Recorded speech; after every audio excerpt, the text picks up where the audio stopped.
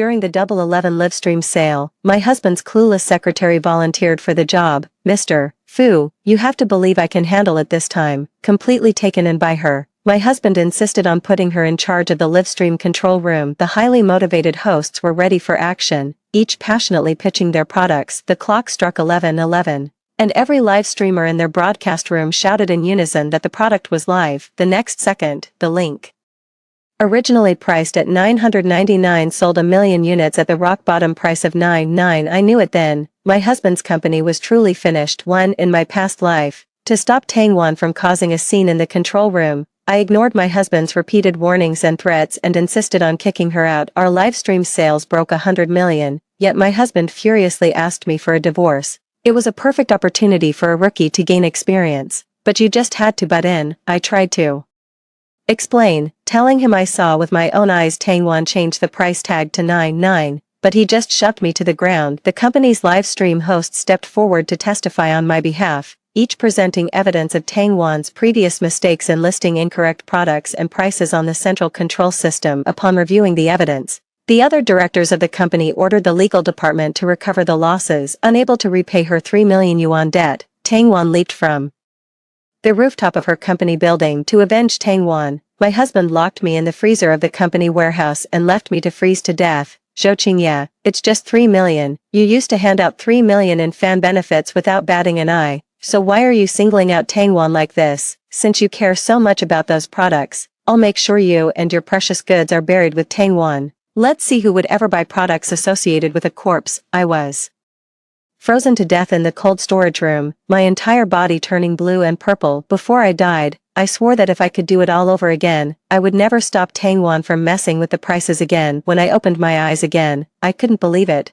I had actually gone back to the day of the Double 11 livestream. Qingye, Mr. Fu said we absolutely have to let Tangwan into the control center. This is a transaction worth over $1 billion in traffic, otherwise, it's your call. Don't let Tangwan in. Watching Tangwan peering curiously through the glass door, I couldn't help but shiver for a moment. After locking eyes with me, Tangwan pushed open the glass door with wide, glaring eyes. Qingye, I knew you wouldn't go against Mr. Fu's wishes. He said if I can lead this control room operation well, it'll look great on my resume. Promotions and raises will be within reach. Before I could even speak, Tangwan raised her phone, which was on a video call. Mr. Fu, see, I told you.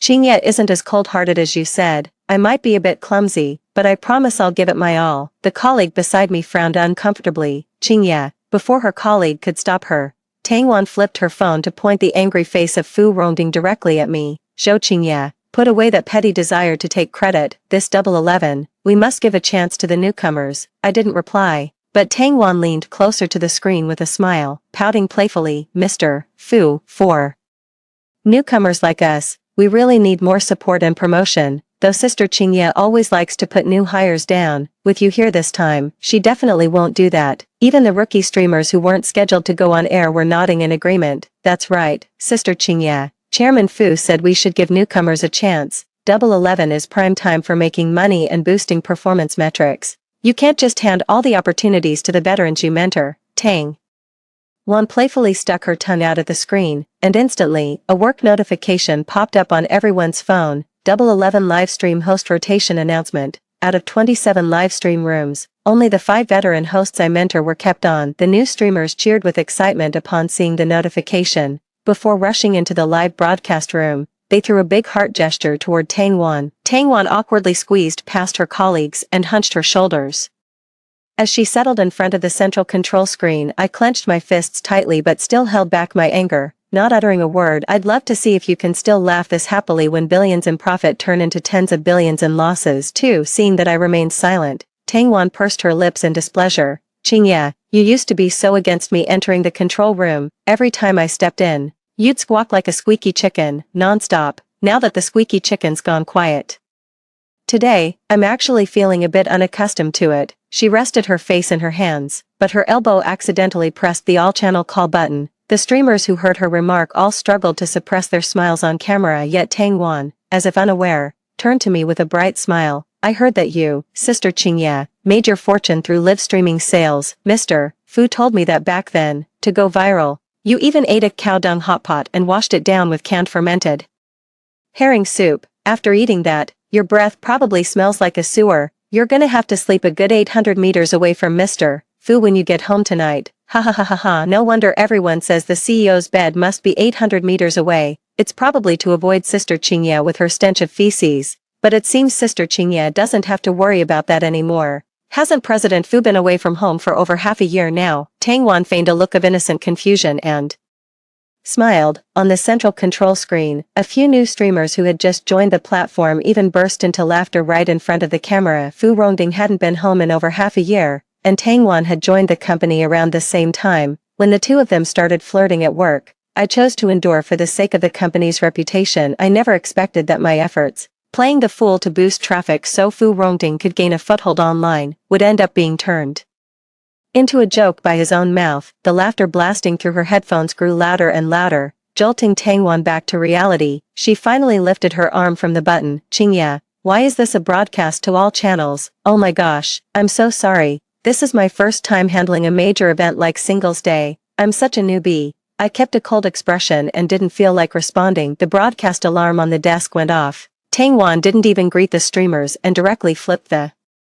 live switch. A few veteran streamers scrambled to adjust their on-camera presence, while the rest continued to laugh and chat on screen. After realizing they were live, they even playfully leaned in to make funny faces at the camera. I opened my phone, stared at Fu Rongding's work transfer notice, and without hesitation, marked all the veteran anchors I managed, including myself, as on leave. Fu Rongding didn't hesitate, immediately approved everyone's requests, then, as if taking revenge, changed my vacation to an absence, and later screenshot it and publicly criticized me in the group chat. Managers like Zhou Qing, who throw tantrums, act irresponsibly, and suppress newcomers, must be dealt with seriously. For this year's Double 11, all central control operations will be led by Tang Wan. Tang Wan, entrusted with a major responsibility, replied in the group chat with a strained voice, "Thank you for your trust, Mr. Fu. I won't let you down. I'll move heaven and earth to make sure you turn a profit." Tang Wan's antics gave me the creeps. Seeing the absent status on my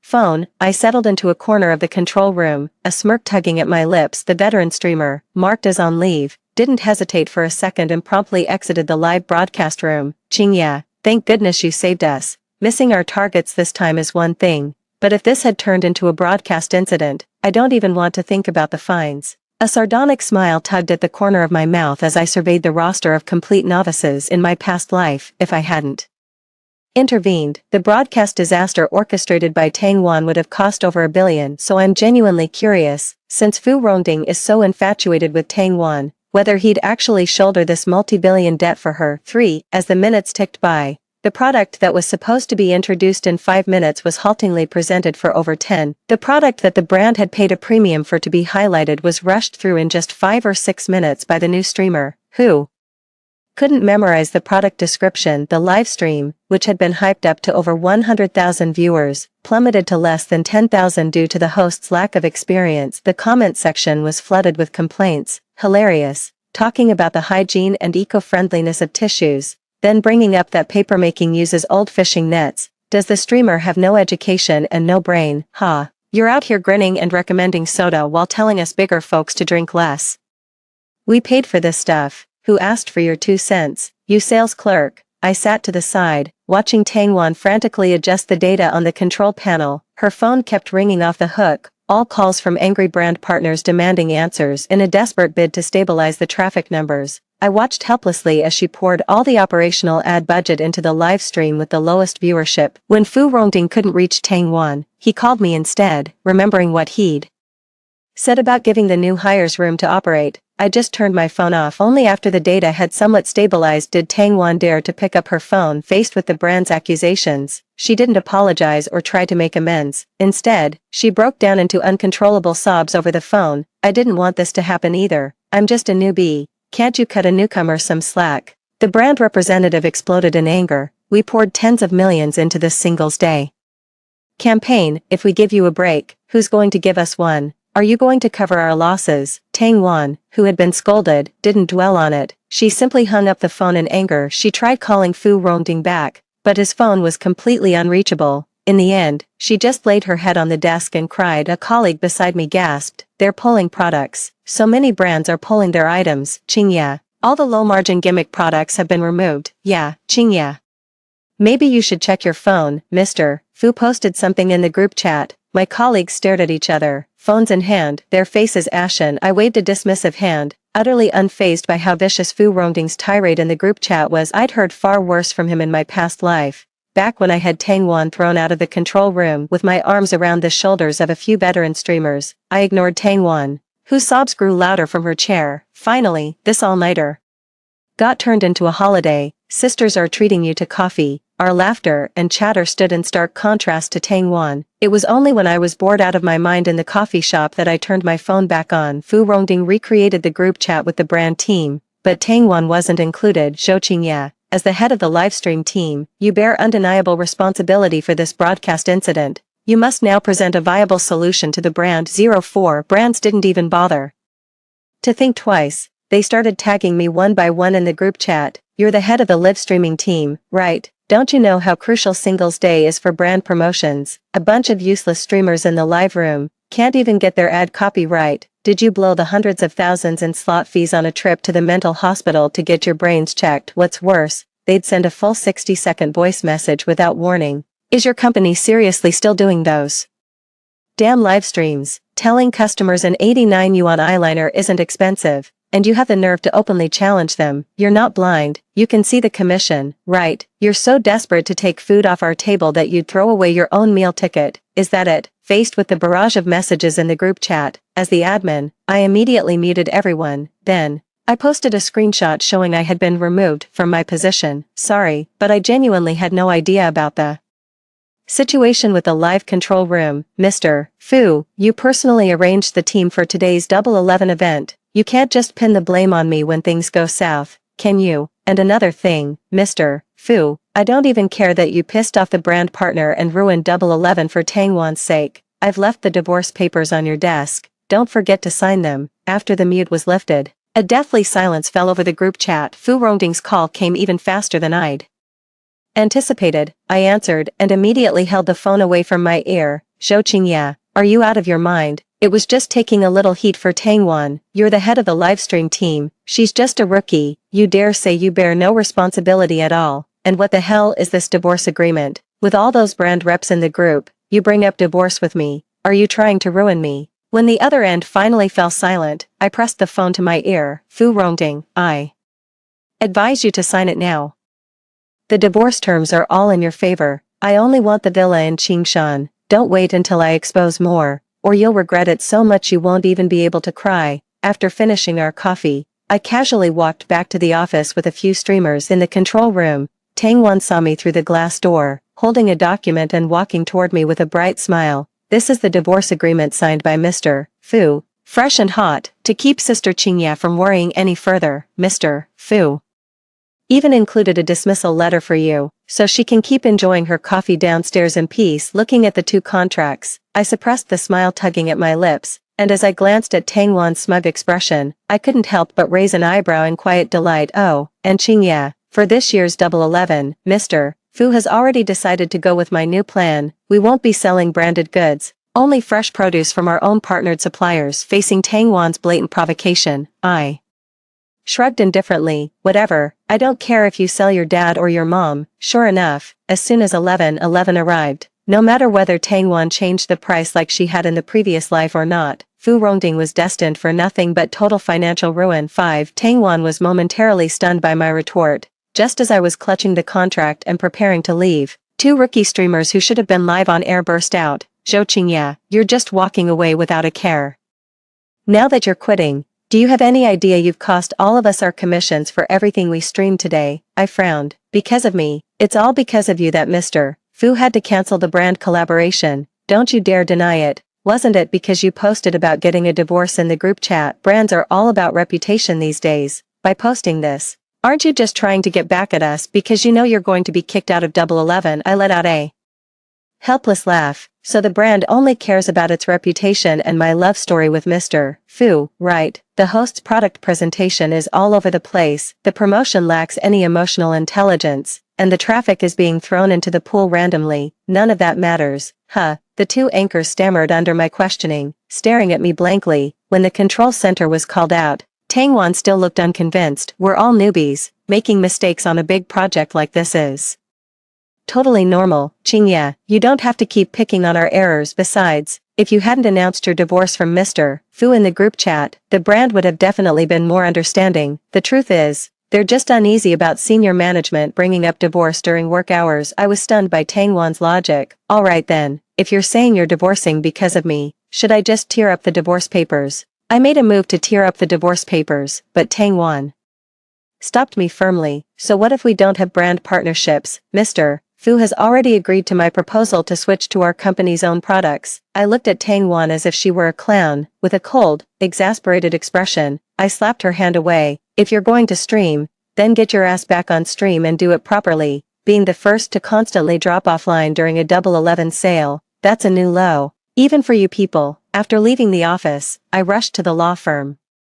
I managed to submit all the documentation and evidence concerning my marital relationship with Fu Rongding and the company's operations just before the lawyer's office closed for the day. After receiving the lawyer's firm assurance that the company's bankruptcy wouldn't implicate me personally, the knot of anxiety that had been tightening in my chest finally began to loosen. The livestream host seemed completely out of their depth. Like a duck being forced onto a perch, the post-work rush hour, which should have been a peak traffic period, and with the Double 11 hype on top of it, was pulling in less than half the usual viewership. Following Tang Wan's lead, some newbie streamers have started playing the sympathy card, spinning sob stories on the spot. From a worn-out mat to a bald head, they can fabricate any ailment imaginable. When the clock finally struck midnight on Double 11, the livestream host finally breathed a sigh of relief and shouted, "It's live." I stared at my phone screen, and just as expected, the link for the 9.9 deal popped right up. 6. The company's Qingdao prawns were sold in 2 million units at 9.9 yuan for 3 caddies with free shipping by Tang Wan. This was just the sales volume from one live streaming room. The comment section went wild. 9.9 for £3. If I don't buy 100 orders, I'm betraying my shrimp-loving soul. Ha ha ha. I used a clicker for 2 minutes and grabbed over 300 orders. Gotta say, FY Live is seriously generous. I looked at the staggering sales figures and could already picture Fu Rongding's furious face. Back when I first started live streaming sales, I had no idea how to create or manage product links, let alone adjust prices or negotiate profit margins with the brands. That night, I earned 2 million in ad revenue, but because I messed up the pricing, I had to grit my teeth and tell my fans on camera that I'd be covering 3 million out of my own pocket to make up for it. The $3 million price slashing strategy made me an overnight sensation, but that night, Fu Rongding stared at the brand's $1 million overdue notice and smoked all night. Zhou Qingye, not making money is one thing, but a whole million, what do you have for a brain? A pig's. As the business grew bigger, I became increasingly strict and demanding about live streaming, yet I never expected that Fu Rongding actually still loved the silly ones the most. The phone kept ringing non-stop, so I just turned it off and got a good night's beauty sleep. It wasn't until the next morning that I went to the office to handle my resignation and handover. As soon as I entered the company, I realized the entire office was filled with a heavy, oppressive atmosphere, especially the live streaming team, which was usually buzzing with activity, now completely empty. I took the elevator upstairs to find HR, and as soon as the doors opened, a document flew out from beside me. Are you an idiot, Tang Wan? You listed it at 9.9 instead of 49.9, and it took you 3 whole minutes to pull the link. Do you have any idea how much money you've just cost the company? In all my years as CEO, this is the first time I've seen Fu Rongding turn beet red with rage. Tang Wan shrank back timidly. Mr. Fu, it's my first time in the central control department. Newcomers need some room for error, right? What the hell do you mean, room for error? Whose room for error? Costs over $1 billion, you're losing 40 per order, and that single link sold 6 million units. Fu Rongding wasn't covering for Tang Wan anymore. He pointed a finger right at her face and started yelling, "That money is gone for good. Every single one of you responsible will be sued by our legal department." Tang Wan wiped her tears, accidentally locking eyes with me. She immediately yanked me forward. "Mr. Fu, isn't Qingye at fault here too? If she hadn't made a scene about the divorce in front of the brand, they wouldn't have pulled the product at all, having found someone to pin the blame on." The group immediately turned on him. "Exactly, Mr. Fu," they chimed in. "Using our own products was a last resort. If Zhou Qing hadn't pressured the brands to pull their items, we never would have lost this much." I couldn't be bothered to argue. I just picked up the phone and called the brand directly. this is Zhou Qingye from FY Live. I'm currently in the process of resigning, but before I hand things over, I wanted to ask, for this Double 11, does anyone have any feedback or suggestions regarding the live streams? 07, feedback. You're asking for feedback when you can't even properly explain the products. If it weren't for you incompetent streamers who can't articulate a single sentence clearly, what brand would need to issue a composition statement during Double 11, especially that idiot in charge of the control room? I just found out from operations yesterday that they dumped all the promotion budget into those sob story live streams. Do you not realize we're a luxury brand? The stream of profanity from the other end of the line grew filthier, lasting a full 10 minutes, unwilling to back down. Tangwan snatched the phone. Isn't the real reason you pulled the product line because Zhou Qingye is going through a messy divorce? There was a stunned silence for a few seconds, then the shouting got louder. Who the hell cares if you're divorced or not, even if you married 100 concubines? What's it got to do with me? This is about the live stream. You people from FY have lost your minds. The dial tone buzzed in my ear as Fu Rongding stood before me, his face ashen. I know the broadcast incident wasn't your fault, but you're still the head of the live streaming team. I expect you to take responsibility. I frowned in confusion for a moment before it clicked. Oh, responsibility. Absolutely. I was absent on Double 11, so remember to dock my perfect attendance bonus this month. As for the severance package, Zhou Qingye, the company, is fighting for its very survival, and you're cracking jokes. I'm not joking. You signed the divorce papers yesterday. Remember, the company is yours now, which means the debt is yours too. Is it a crime for me to find some amusement in a situation that has nothing to do with me? Fu Rongding's face turned as pale as snow at the thought of the divorce agreement. Tang Wan, oblivious to the danger, pressed closer. Sister Qingye, that's a loss of over $1 billion. How can you bear to let President Fu shoulder it all alone? I smiled and curled my lip. Of course I couldn't bear to let him repay it all alone. So isn't this divine favor, sending him a child? If one generation can't pay it back, then two will. Someday, it'll be settled. Fu Rongding snapped back to reality, rushing forward to support me. Qingye, you're pregnant. Not me. It's your rookie little secretary. I pulled out the ultrasound report that had been tucked inside yesterday's divorce papers and handed it to Fu Rongding with a beaming smile. The baby is already 3 months along. My doctor friend says the ultrasound shows it's a big, healthy boy. Tang Wan's face went pale as she desperately tried to snatch back the report. No, that's not it, Mr. Fu. This child isn't yours. No, I'm not even pregnant at all. Faced with billions in debt, Tang Wan's only thought was to sever ties with Fu Rongding as quickly as possible. 08. Fu Rongding's face froze instantly, then he stared daggers at Tang Wan. Are you pregnant or not? Tell me the truth. Terrified, Tang Wan crouched down, covering her head. I'm not pregnant. I just wanted to get a rise out of Zhou Qingye, who told her to cling to the title of Mrs. Fu and never let go. Fu Rongding gave a stiff nod, gritting his teeth.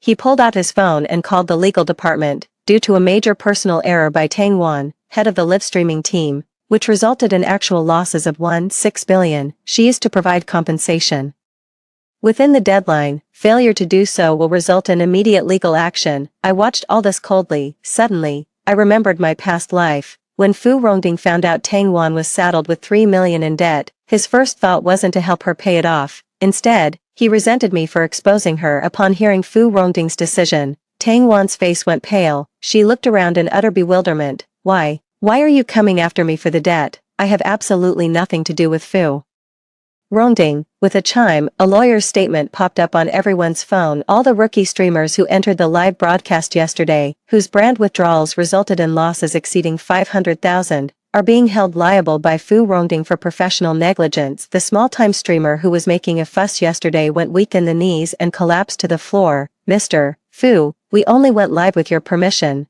Everything we did in the stream was approved by Tang Wan. What does the brand withdrawal have to do with us? That's nonsense. You're the ones who changed the live stream format first without consulting anyone. I only agreed to your content changes because I had no other choice. Besides, the company's losses are the company's problem. They're the result of your own poor decisions. Fu Rongding, why should we be held accountable for your mistakes? With a defiant look on her face, Tang Wan threw her employee badge to the ground. I quit. I'm resigning. I have absolutely nothing to do with those billions in debt. The other new hires followed Tang Wan's lead, throwing their badges down as well. Yeah, we quit. We shouldn't have been the ones in the live stream room yesterday in the first place. Manager Fu forced us to go on air. We're new hires who still need training, and the company is just exploiting us. We're done." Fu Rongding pointed a trembling finger at the crowd, too furious to speak. "So you want to resign, is that it? Fine, every single one of you can expect a letter from my lawyer." One after another, the new anchors left, leaving only the veteran anchor I had mentored standing firm.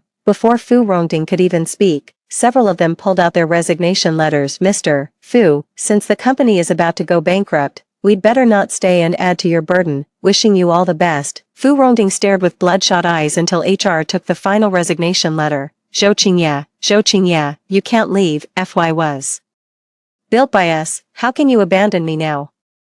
You built these accounts from the ground up. Your followers trust you more than anyone. Go do some damage control. Help me get those refunds processed. If the losses aren't too steep, I swear I can make a comeback. 09 I sidestepped to avoid Fu Rongding's grasping hand. "A comeback, Mr. Fu. I've already sent the board all the evidence of how you've been embezzling company funds for years. Did you really think your debts were any smaller than Tang Wan's? And since you need to pay up, I'm all for giving new talent a chance. It's not just Tang Wan. In a few months, if she can deliver that baby, the child will surely help you settle your debts too. Newborns are the freshest recruits, brimming with potential. Someone like me, who enjoys putting down newcomers, definitely shouldn't join you and Tang Wan." Fu Rongding stared wide-eyed without a word, his chest heaving violently. The elevator chimed once more, and several directors, their faces flushed with anger, immediately launched into a furious tirade the moment they laid eyes on Fu Rongding. "Fu Rongding, embezzling over 80 million in company funds. How dare you cause this mess during Double 11? If you don't give us an explanation today, we won't let you off easy." Fu Rongding was completely surrounded by the board members. The HR and finance heads exchanged a glance, then used the last of the company's funds to pay out salaries and the N+1 severance packages. 9 for 3 Gina prawns trended on social media. Fu Rongding forced a smile for the cameras, declaring, "FY Entertainment has long had its own fresh produce supply chain. This is our very own freezing facility, with a stockpile of a full 300,000 kilograms. We guarantee every customer who snagged the prawn deal will get their share." I tapped my temple and shook my head with a wry smile. In my past life, when Fu Rongding locked me in the cold storage, all the shrimp stored inside had already spoiled. The stench of decay reminded me of the time Tang Wan accompanied Fu Rongding on a business trip. To get the freshest shrimp, she directly ordered the workers to temporarily disable the quick freeze function. I didn't pay much attention to such things back then. It was only later, when Tang Wan came to boast to me about eating live shrimp for 3 whole days, that I learned the cold storage had been shut down for her for exactly that long. On the TV screen, Fu Rongding slowly pushed open the cold storage door. A foul, fishy odor made the reporter stagger back several steps. "My God, this is practically a preservation facility for rotten meat. Is FY treating consumers like a garbage disposal site? Can people even eat this stuff?" Reporters scrambling for a headline rushed in and pointed their cameras at crates of moldy shrimp inside. The trending topic about callous disregard for human life skyrocketed. Fu Rongding checked the boxes one by one in disbelief. "No, it can't be. These shrimp were from a month ago." The truth dawned on him. He pulled out his phone and snarled through gritted teeth, "Tang Wan, when you shut down the cold storage half a month ago, just how many days was it off for?" There was no answer from Tang Wan's end. She simply hung up the phone. Fu Rongding had no time to vent his anger. He began shooing the reporters away one by one. "Stop filming. All of you, stop. There's nothing wrong with this shipment. This is all fresh stock from half a month ago." Inside the vast cold storage room, a game of cat and mouse immediately began. As soon as the last journalist finished filming and rushed out, several people instinctively slammed the heavy door shut, trapping Fu Rongding inside the freezer for good. The door thudded under his frantic pounding, but the journalists paid no mind. That freezer's clearly broken, no refrigeration at all, the shrimp's already spoiled. He's the one running this shady operation. Locking him in there for a bit won't kill him. The journalists drifted away in small groups, leaving Fu Rongding alone to struggle inside. The helplessness and despair I felt in my past life. Finally, he gets a taste of it himself. After the divorce decree was finalized, Fu Rongding was still lying in the hospital. The freezer had left him paralyzed from the waist down. To make matters worse, at that very moment in the same hospital, Tang Wan had also scheduled an abortion procedure. After pushing Fu Rongding into the obstetrics and gynecology department, I watched Tang Wan, clutching her lower abdomen with a satisfied look, and whispered a worse piece of news into Fu Rongding's ear. you have oligospermia, your whole life has been plagued by fertility issues, now you're paralyzed and have lost the child, you've got nothing left to hope for. Fu Rongting's eyes blazed with fury as he wheeled himself straight toward Tang Wan, and the two of them began to grapple like madmen. Fu Rongting, you're a worthless good-for-nothing, what are you without Tang Wan? You drove such a huge company into the ground, it's no wonder you ended up paralyzed from the waist down. Fu Rongting wasn't about to back down either, she slapped Tang Wan hard several times. If you hadn't seduced me, how could I have broken up with Zhou Qing? You're so greedy for wealth and status, you aborted my child, now I'll kill you. I gracefully walked out of the hospital in my high heels. A text message confirming successful phone registration popped up, and I smiled as I opened the live streaming team's group chat. Girls, you didn't get a chance to shine this double 11, next month, during double 12, no one's allowed to let me down. End of text. That's all for the first story, stay tuned, because the next one is even more exciting. Li Jingqiang accidentally fell from the balcony outside the emergency room. The doctor said that even if he survived, he would be paralyzed from the neck down. My husband managed to say a few words to me with difficulty. I cried as I told the doctor. He said he'd rather die than live as a cripple. Sign, remove the tube. 5 minutes later, he was wheeled into the morgue. 20 years, and this day has finally arrived. 1. On the way to the funeral home I answered a call from Jiang Xiaoting, a student from a low-income family whom my husband had been supporting for over a decade. In my phone, I have her saved as the other woman. I pursed my lips, holding back the smile that threatened to spread across my face, and tried to stay calm as I answered the call. Mom, on the other end of the line, Jiang Xiaoting's voice was sweet and soft. She's supposed to be a second-year grad student, yet she still acts like a child, pouting and being clingy. I'm not really used to it, because she's always gone straight to Li Jingqiang, treats me, as her mom, with just a token of respect. What's up? I asked calmly. She asked me where Dad had gone, why he wasn't replying to texts or answering calls. The new school year was starting. She needed money for tuition, living expenses, the study abroad trip to Europe, all sorts of fees. I had my phone on speaker. She kept calling him Dad over and over. Even the driver could tell something was off from her tone and the strange look on her face. I listened quietly as she listed over a dozen expenses, totaling around 100,000. Poor thing, struggling like this, truly broke, unable to come up with that kind of money. I stayed silent, and she grew impatient. Forget it, you're not well educated, so you wouldn't understand. Even if I explained, when you see Dad, tell him to call me, I replied. He's dead, he's in line at the crematorium waiting to be burned right now. There was a 2-second silence on the other end of the line, followed by a furious roar. Chen Wan, are you insane? Why are you cursing Dad to die? How can you be so vicious? On the other end of the line, Jiang Xiaoting, as if gone mad, began her personal attack. No wonder Dad doesn't like you. Being old and ugly is one thing, but your mouth is so foul. Just you wait, I'm definitely telling Dad. I nodded. Got it. Li Jingqiang loved this daughter the most, especially in bed. What man wouldn't be drawn to a young woman with fair skin and lovely looks? She really thought she'd kept her dirty little secret with Li Jingqiang under wraps. I've known about it for 3 years. I scratched my ear, hung up the phone, then turned and unzipped the body bag next to me. I took a close-up shot of Li Jingqiang's face and sent it to Jiang Xiaoting. I added a caption, get to the funeral home, you might still be in time to watch him get cremated. Then Jiang Xiaoting kept bombarding my phone, so I didn't hesitate. I blocked her number. The whole world fell silent. I started humming a tune, and every light turned green. The driver caught sight of me laughing in the rearview mirror, and the look in his eyes said it all. He'd clearly never seen a widow so cheerful. Jiang Xiaoting is here. My mother-in-law came too. Jiang Xiaoting brought along a foreign helper, a blonde younger brother. The guy with the dyed blonde hair had his sleeves rolled up and his hands stuffed in his pockets, looking like he was spoiling for a fight. My husband is in the cremation furnace, burning fiercely. My mother-in-law had just returned from a trip,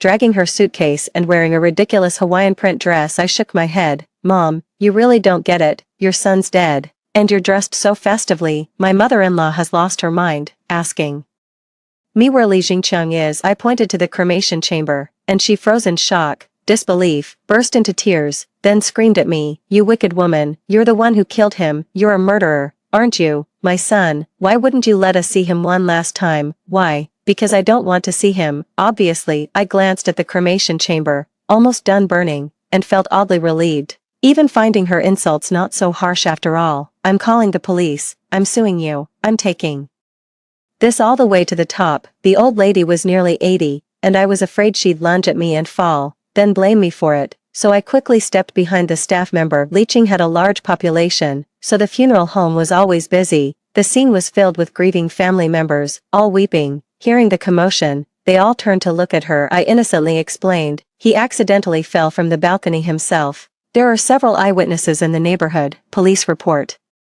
And medical diagnosis. If you don't believe it, you can check it yourself. Mom, just because your surname is Lai, don't go blaming everything on me. Jiang, shouting, her eyes red, supported her panting mother-in-law and fired off a rapid volley. Chenwan, you're feeling guilty, aren't you? Let me tell you, what you've done amounts to tampering with evidence. We reserve the right to pursue criminal charges against you. I'm not fazed. She's got some nerve thinking she's a lawyer just because she skimmed a few pages of the civil code. The mother-in-law and Jiang shouting wouldn't back down, their voices growing louder with each word. The staff could no longer stand by and watch. They sternly reminded them to show respect for the other deceased, to allow the departed to rest in peace, and to handle their family matters privately at home. I peeked out from behind the staff member. Exactly, this is a family matter. What does it have to do with you, Miss Jiang? Jiang shoutings expression changed. I'm an adopted daughter, so of course it's related to me. I shot back, Li Jingqiang and I only ever adopted one daughter, and that's A Xiang. Where on earth did you come from? While they were busy arguing, Li Jingqiang's cremation was finished, ashes to ashes, dust to dust. Just then, an announcement blared over the speakers. Memorial service for Li Jingqiang is now beginning in Hall No. 4, family of the deceased. Please proceed to Hall No. 4, I shouted, that's me. I'm here, too. Burning first, then mourning. I'm the only one like that in the funeral home. After 20 years of marriage, I still made sure to set aside enough time, spending 10,000 yuan to rent a memorial hall for an afternoon, so that relatives and friends could come and see him one last time. But they were completely stunned when they saw the urn. Where is everyone? I said, you have no idea. He fell from over 20 stories up. His face was completely unrecognizable. It was absolutely horrifying to look at. I just didn't want to scare you all. My mother-in-law wailed and scolded me for not knowing my place. I'm completely innocent, I protested. It's my first time losing a husband. I'm new at this. In the mourning hall, everyone except me was draped in sorrow. Among them, Jiang shouting was the one crying the loudest. Li Jingqiang has supported her for over a decade. From elementary school through graduate school, a fact well known among relatives. Normally, people say that among the impoverished students supported by society, those like Jiang shouting who manage to get into graduate school are rare as phoenix feathers and unicorn horns, and can directly achieve social mobility. Li Jingqiang is such a kind-hearted person. Today, you cried so sincerely again. What a great display of filial piety. Ah Xiang shot a glare at the gossipy relatives, not bothering to waste her breath on them. Grandma and Jiang shouting wept in each other's arms. The distribution of property after death is a matter of concern, my mother-in-law inquired. I calmly produced Li Jingqiang's phone. My husband recorded his will while he was still conscious. We should follow his wishes. Since all our relatives and friends are here today, let them serve as witnesses. This recording was made during Li Jingqiang's only moment of consciousness in the hospital. Judging by the voice, although his speech was slightly halting, his mind was clear and his expression was coherent. He made it clear that he would give one of the family's properties to his mother-in-law, while the remaining 2 properties, along with all the bank deposits, stocks, funds, and cars under his name, would go entirely to Jiang shouting and me, and my daughter. He didn't say a word about either of us. Oh, right, it's not like I didn't bring anything. I bought the furniture, so I can take it with me. No way, someone blurted out. Leaving your entire estate to a sponsored student in need instead of your own wife and children. It's simply unthinkable. Everyone reacted the same way, but I'm not surprised at all. Jiang shouting, on the other hand, was a mix of surprise and delight. Her face lit up with a barely concealed grin. Never in a million years did I think I'd become a rich woman at a funeral home. My side of the family has gone ballistic,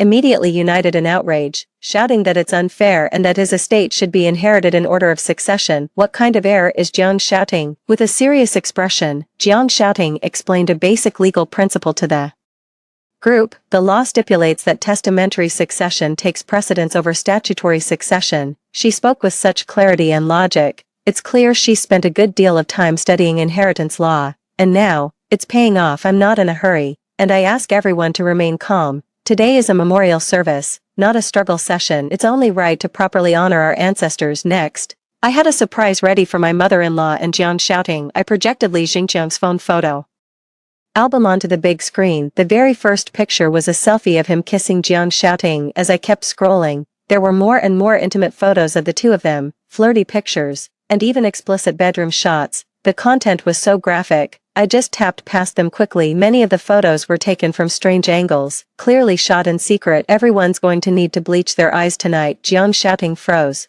her mouth hanging open in a stunned gape. She never imagined Li Xingqiang had secretly taken intimate photos of the two of them. I shot back, Ting, why are you lying in bed with your dad? Was he giving you a physical? You're so thoughtful. Are you also getting him a checkup? Ting was Li Xingqiang's pet name for her. Someone threw up. My family on my mother's side went completely ballistic. Oh, so you're Li Xingqiang's mistress. No wonder you're pushing him to take my sister's money. Li Xingqiang supported you for all those years, and you have the nerve to actually climb into his bed. You knew he was taken and still went after him. Shameless. The cat's out of the bag. My mother-in-law stepped forward first, standing her ground with fierce confidence, shouting louder than my own family. It's only natural. This is only natural. Ting's carrying the only heir of the Li family. What's wrong with getting a bigger share of the money? It's Chenwan's own fault for being barren. She's the one who doomed our Li family line, our families.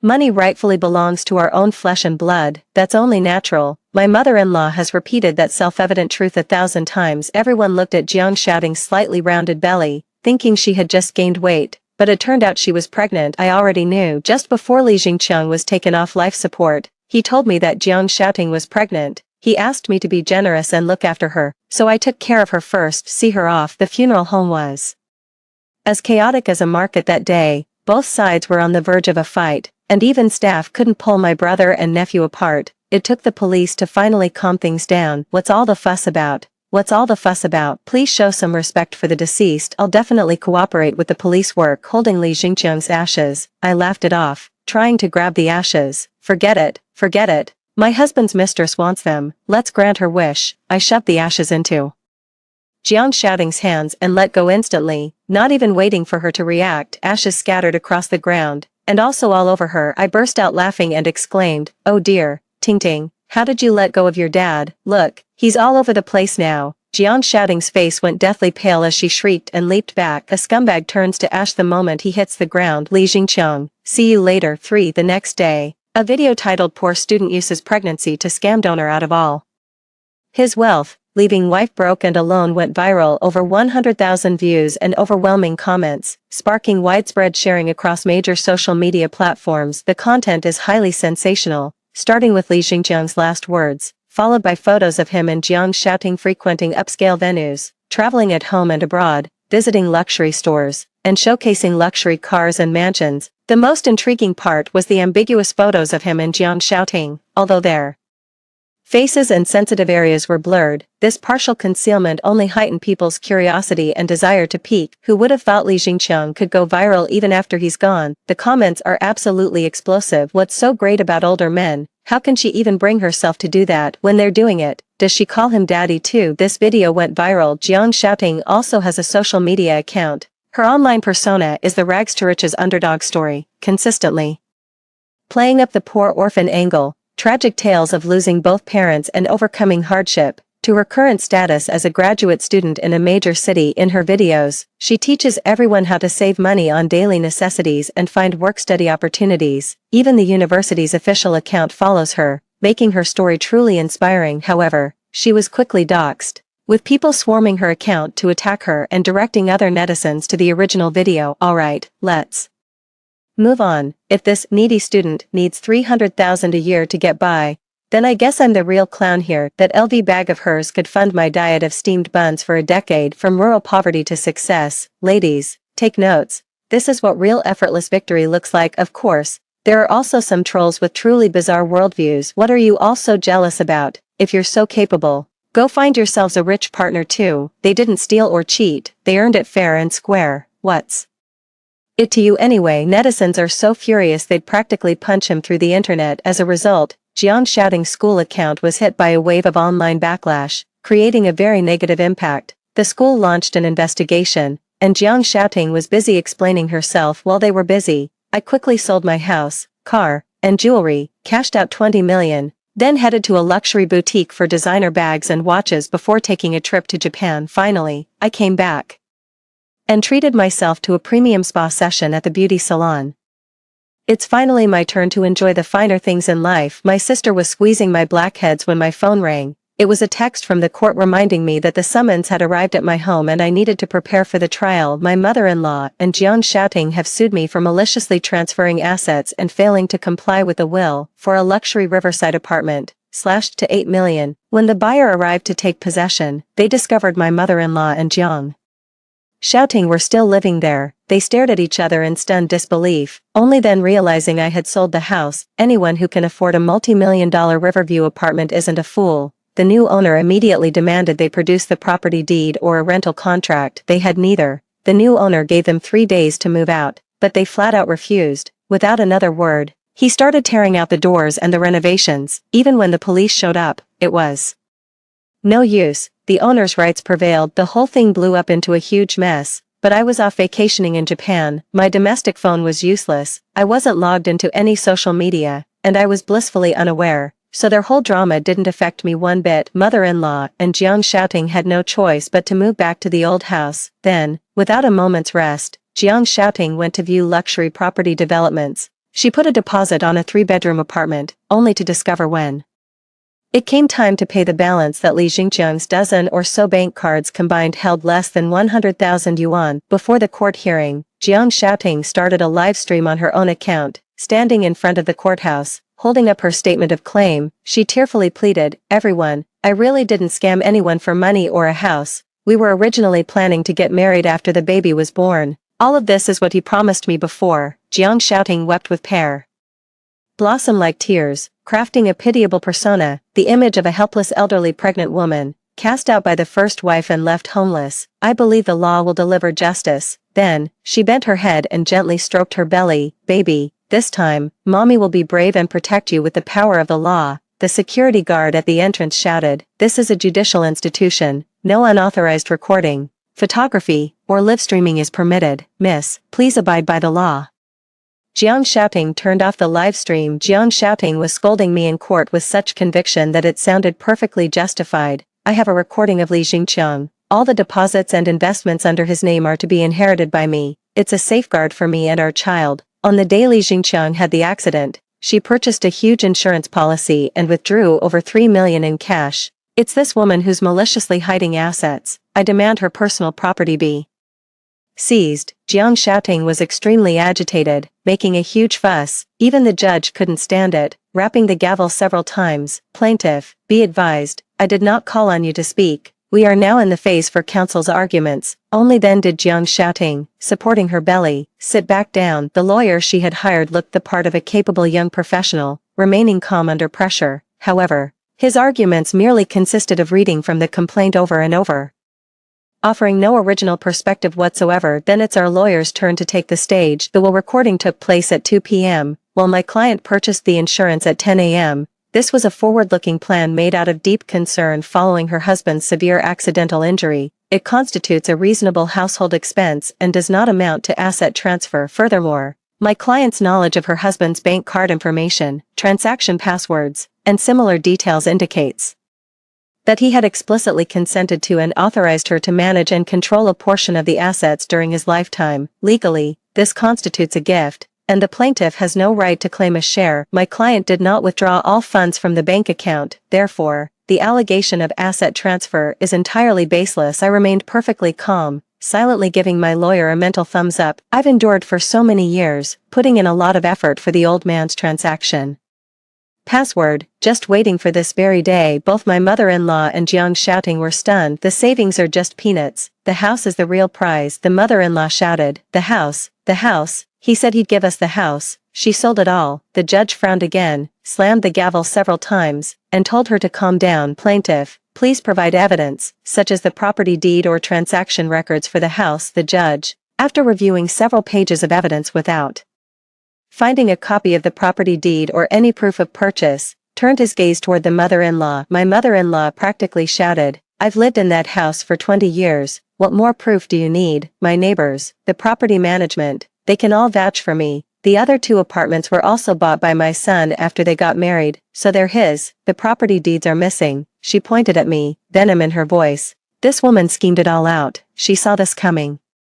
Long ago, she hid them away and sold them, Jiang Xiaoting added. That should be considered marital property, half of which belongs to Li Jingqiang. According to the will, I am entitled to inherit half of it as well. She then added, since the house is sold, I'll make a concession, let's settle for 15 million. My lawyer's expression was a picture of speechless frustration. He produced the evidence. One property was purchased in full by my client before the marriage, the other two were personal gifts from my client's parents after the marriage, constituting her separate property and having no connection to the husband. Here are the property purchase records and the notarized deeds of gift from the parents. Therefore, Mr. Li's will is invalid in this regard. The plaintiff has no right to divide my client's property. My mother-in-law was stunned at first, shouting that Li Jingqiang had personally told her the house was his purchase. His own words, I'm dying of laughter. Li Jingqiang may earn a decent amount, but he squanders it all on lavish living and keeping mistresses. To make matters worse, he's a braggart who cares too much about appearances. He even had the nerve to tell his mother-in-law that he was the one who bought that house, as if you're so great. Back then, I saved face for him and didn't expose the truth. So my mother-in-law has always believed the house was his. The judge asked me if I had anything to add. I asked, can I laugh? The judge looked bewildered and nodded. Then I couldn't hold it in and burst out laughing in court. Jiang Xiaoting, do you even have any basic legal knowledge? That's my premarital property and a personal gift. It has absolutely nothing to do with Li Jingqiang. Just because his will says to give it to you, you think you can have it. So, when I die, should I also write a will to split up Elon Musk's money, give 10 billion to Xiang, 10 billion to my mom, and donate the rest to a children's charity? I put on a comically stern face and declared with mock seriousness, let the court enforce the ruling. Ha ha ha. The judge banged the gavel and told me to be serious. 5. The verdict came out quickly. I posted it online immediately, and Jiang Xiaoting got thoroughly owned, facing another wave of online backlash. What do you call this? Money grubbing to the bitter end, I suppose. That brazen attitude is absolutely shocking. I've never seen a mistress act so shamelessly, going after the lawful wife's share of the marital assets. As long as you're alive, even if you live to be 100, there's never a dull moment. There's always some new drama. The court ruled that the remaining bank deposits, stocks, funds, and the car were to be split evenly, with half awarded to Jiang Xiaoting and her mother-in-law. Li Jingqiang once tried his hand at the stock market, following the crowd only to get burned. He ended up trapped in his positions, watching his portfolio shrink from over $1 million to just 100,000 or so. The car he drives was bought for 800,000, but after more than a decade, it's depreciated to a mere few thousand in value. Frankly, I can't be bothered to maintain that old clunker anymore. I did the math. Jiang Xiaoting would definitely get over 200,000 from my inheritance. Li Jingqiang, for an average person, that's enough to live on for quite a while, but she's been pampered by Li Jingqiang and used to spending money freely. How could this little amount possibly be enough? She is dissatisfied with the verdict and intends to appeal. She didn't want to split it 50-50 with me. She wanted the whole thing, but before she could appeal, I dropped a bombshell on her. First time for my counterattack, I pulled all the bank statements, WeChat, and Alipay transaction records from Li Jingqiang's phone, along with records of their travel expenses both domestically and abroad to trace back. Li Jingqiang transferred marital assets to a third party without my consent. Not much, just 2.5 million. The day I received the court summons, Jiang Xiaoting called me frantically and started yelling, "What gives you the right to sue me?" That was Brother Chang's support for me. I shot back, "Look at what you're saying. Whose ears would even listen? Which family funds poor students all the way to the bedroom?" On the day of the hearing, it was my mother-in-law's turn to put on a show. Jiang Xiaoting started another live stream, this time pointing the camera at my mother-in-law. She was kneeling outside the courthouse, screaming about how heartless I am and accusing me of driving her and her child to ruin. I'm already worth millions, yet I'm forcing a pregnant woman to come up with money. She's always been shameless. She doesn't care what others think of her. She put on a highly dramatic performance, a gray-haired old woman sobbing uncontrollably, a sign pinned to her chest displaying my photo and ID number, with 10 charges against me written in bold red characters, things like failing to respect her in-laws, not having a single child in over a decade of marriage, and not being allowed to spend her salary, and so on. Passers-by all pointed and whispered. Today, I deliberately dressed down, looking disheveled and carrying a burlap sack stuffed to the brim with materials. I kept interrupting before my mother-in-law could finish a single sentence. Look at this, everyone. After more than 10 years of marriage, Li Jingqiang has abused me over 20 times. These are all police reports. The mother-in-law widened her eyes and quickly turned her head. I Added, Li Jingqiang earns 500,000 a year, but he's never contributed a single cent to household expenses. For over 20 years, everything, our adopted daughter, daily living costs, family visits, has been paid for entirely by me. Didn't he spend all his money on you and his mistress? How come you're broke now? Furious, Jiang Shaoting ended the livestream, but my adopted daughter was still recording the video for me, so I pressed my face close to the camera and burst into tears. Hey everyone. Can you believe this? What kind of decent person neglects their own wife and kids, spends all their money on funding poor students, yet wears luxury brands, carries designer bags, travels around Europe, and stays in 5-star hotels? I got more and more worked up as I spoke, pointing a finger at Jiang Shaoting. Passers-by turned their heads, their expressions a mix of curiosity and surprise. Jiang Shaoting's face was deathly pale as she came forward to grab me. As a square dancing auntie, I pulled off a nimble sidestep and dodged it perfectly. I cried louder than anyone else, "Don't touch me, I have high blood pressure." Follow in the mother-in-law's footsteps, until she has no path left to walk. Finally, the security guard at the entrance couldn't take it anymore, picked up a megaphone, and shouted, "This is a judicial institution. No unauthorized photography, video recording, or live streaming is permitted. Ma'am, please comply with the law. I'll stop talking right away. I am a law-abiding citizen." 6. Given their previous loss in court, they've switched lawyers this time. What a coincidence. I changed lawyers too. My lawyer is famously known in the industry as the Mistress Terminator, the homewrecker Terminator. Cited classic texts in court. Speaking with conviction, we contend that, since Ms. Zhang's freshman year, she has maintained an improper relationship with Mr. Li Jingqiang. During this period, the financial support provided by Mr. Li Jingqiang to Ms. Jiang significantly exceeded the reasonable scope required for an ordinary student to maintain normal studies and living expenses. These funds should not be considered financial aid. They were disbursed by Mr. Li Jingqiang without our client's consent, and we demand their full repayment. Jiang Shaoting's lawyer was still arguing the trip to Europe was for an off-campus study program, and the regular transfers were for basic living expenses. I retorted, who sends living expenses in amounts like 13, 14 or 520? And he even adds 2 or 3 zeros to them. A European study trip with just 2 plane tickets and only 1 hotel room booked. Stop talking. It's embarrassing just listening to you. The opposing lawyer wore a look of utter disgust, but he's a lawyer, focused on the issue, not the person. No matter how unreasonable it is, he'll find a way to defend his client after a lengthy defense. Even the judge's expression turned grim. The verdict came down again shortly, except for a few claims where evidence couldn't be found.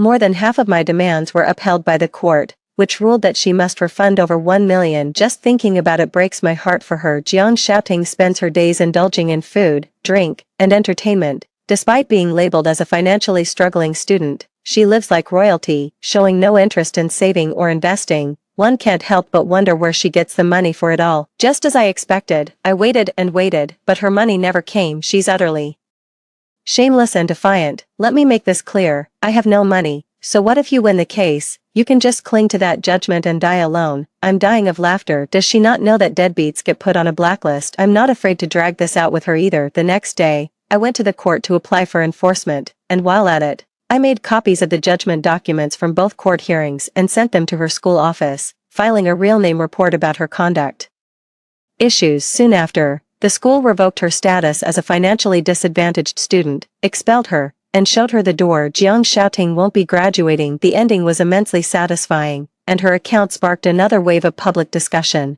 with netizens flooding the comments. Justice may be delayed, but it will not be denied. Thank you, school, for correcting these unhealthy trends and preserving the reputation of us students from disadvantaged backgrounds. Jiang Shaoting had become a pariah, ostracized by everyone on the streets, but even negative attention is still attention. Now she's going viral. Jiang Shaoting quickly seized this sudden windfall. After her account went inactive for a month, the tides turned overnight. Her profile tagline, "A life at rock bottom, time to start over, isn't it rotten?" Pregnant before marriage, dropped out of grad school, and now on the debtor blacklist. Oh, and let's not forget the mother-in-law, 1 foot in the grave, praying day and night for a grandson. Buffs are stacked to the max, but she quickly broke the deadlock. I was lying on the sofa watching her latest livestream. By then, she had already moved into a new 3-bedroom apartment with a luxurious interior. On camera, with tears in her eyes, she said, "I'm really not with Brother Chung for the money. I'm grateful he helped fund my education. Aside from the tuition,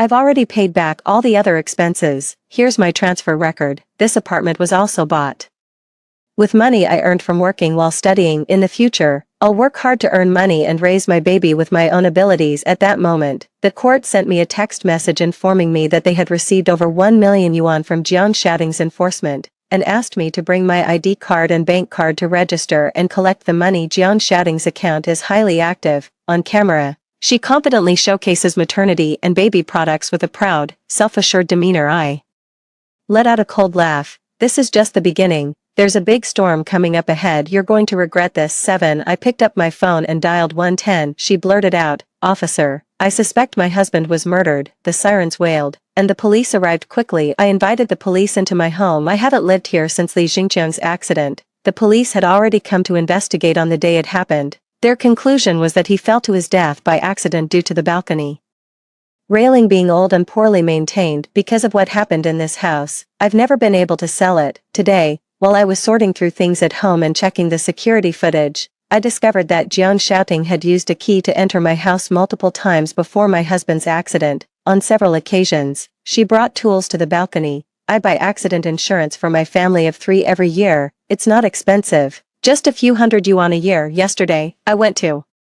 the insurance company to file a claim, and the staff told me that my husband, as the insured party, had an accident insurance policy applied for by Jiang Xiaoting, with a coverage amount of 1.5 million. I don't know if she has policies with any other insurance companies. Upon hearing that, the police officer immediately picked up on a different implication: a huge insurance payout, an accident, and Jiang Xiaoting's sudden wealth. All could lead people to suspect something else. For example, the movie Gone with the Light playing on my living room TV. The police moved quickly, conducting investigations everywhere while simultaneously summoning Jiang Xiaoting. She answered naturally, saying she would just sneak into my house when I left to get clothes for my husband. As for the tools, she said she only bought some repair tools on the way, just took them along for convenience. After we left the police station, Jiang Xiaoting jumped up and down, yelling at me, "If you have dementia, go see a doctor." Accusing me without evidence is defamation. "I'll sue you for damaging my personal reputation." I plugged my ears to block out her barking, pulled out my phone, called a Didi, and left. I was sitting in the back seat, catching a glimpse in the side mirror of Jiang Xiaoting in high heels, her face smug with pride. Then, her video channel had fresh content to explore. In the video, she tearfully accused me of wronging her,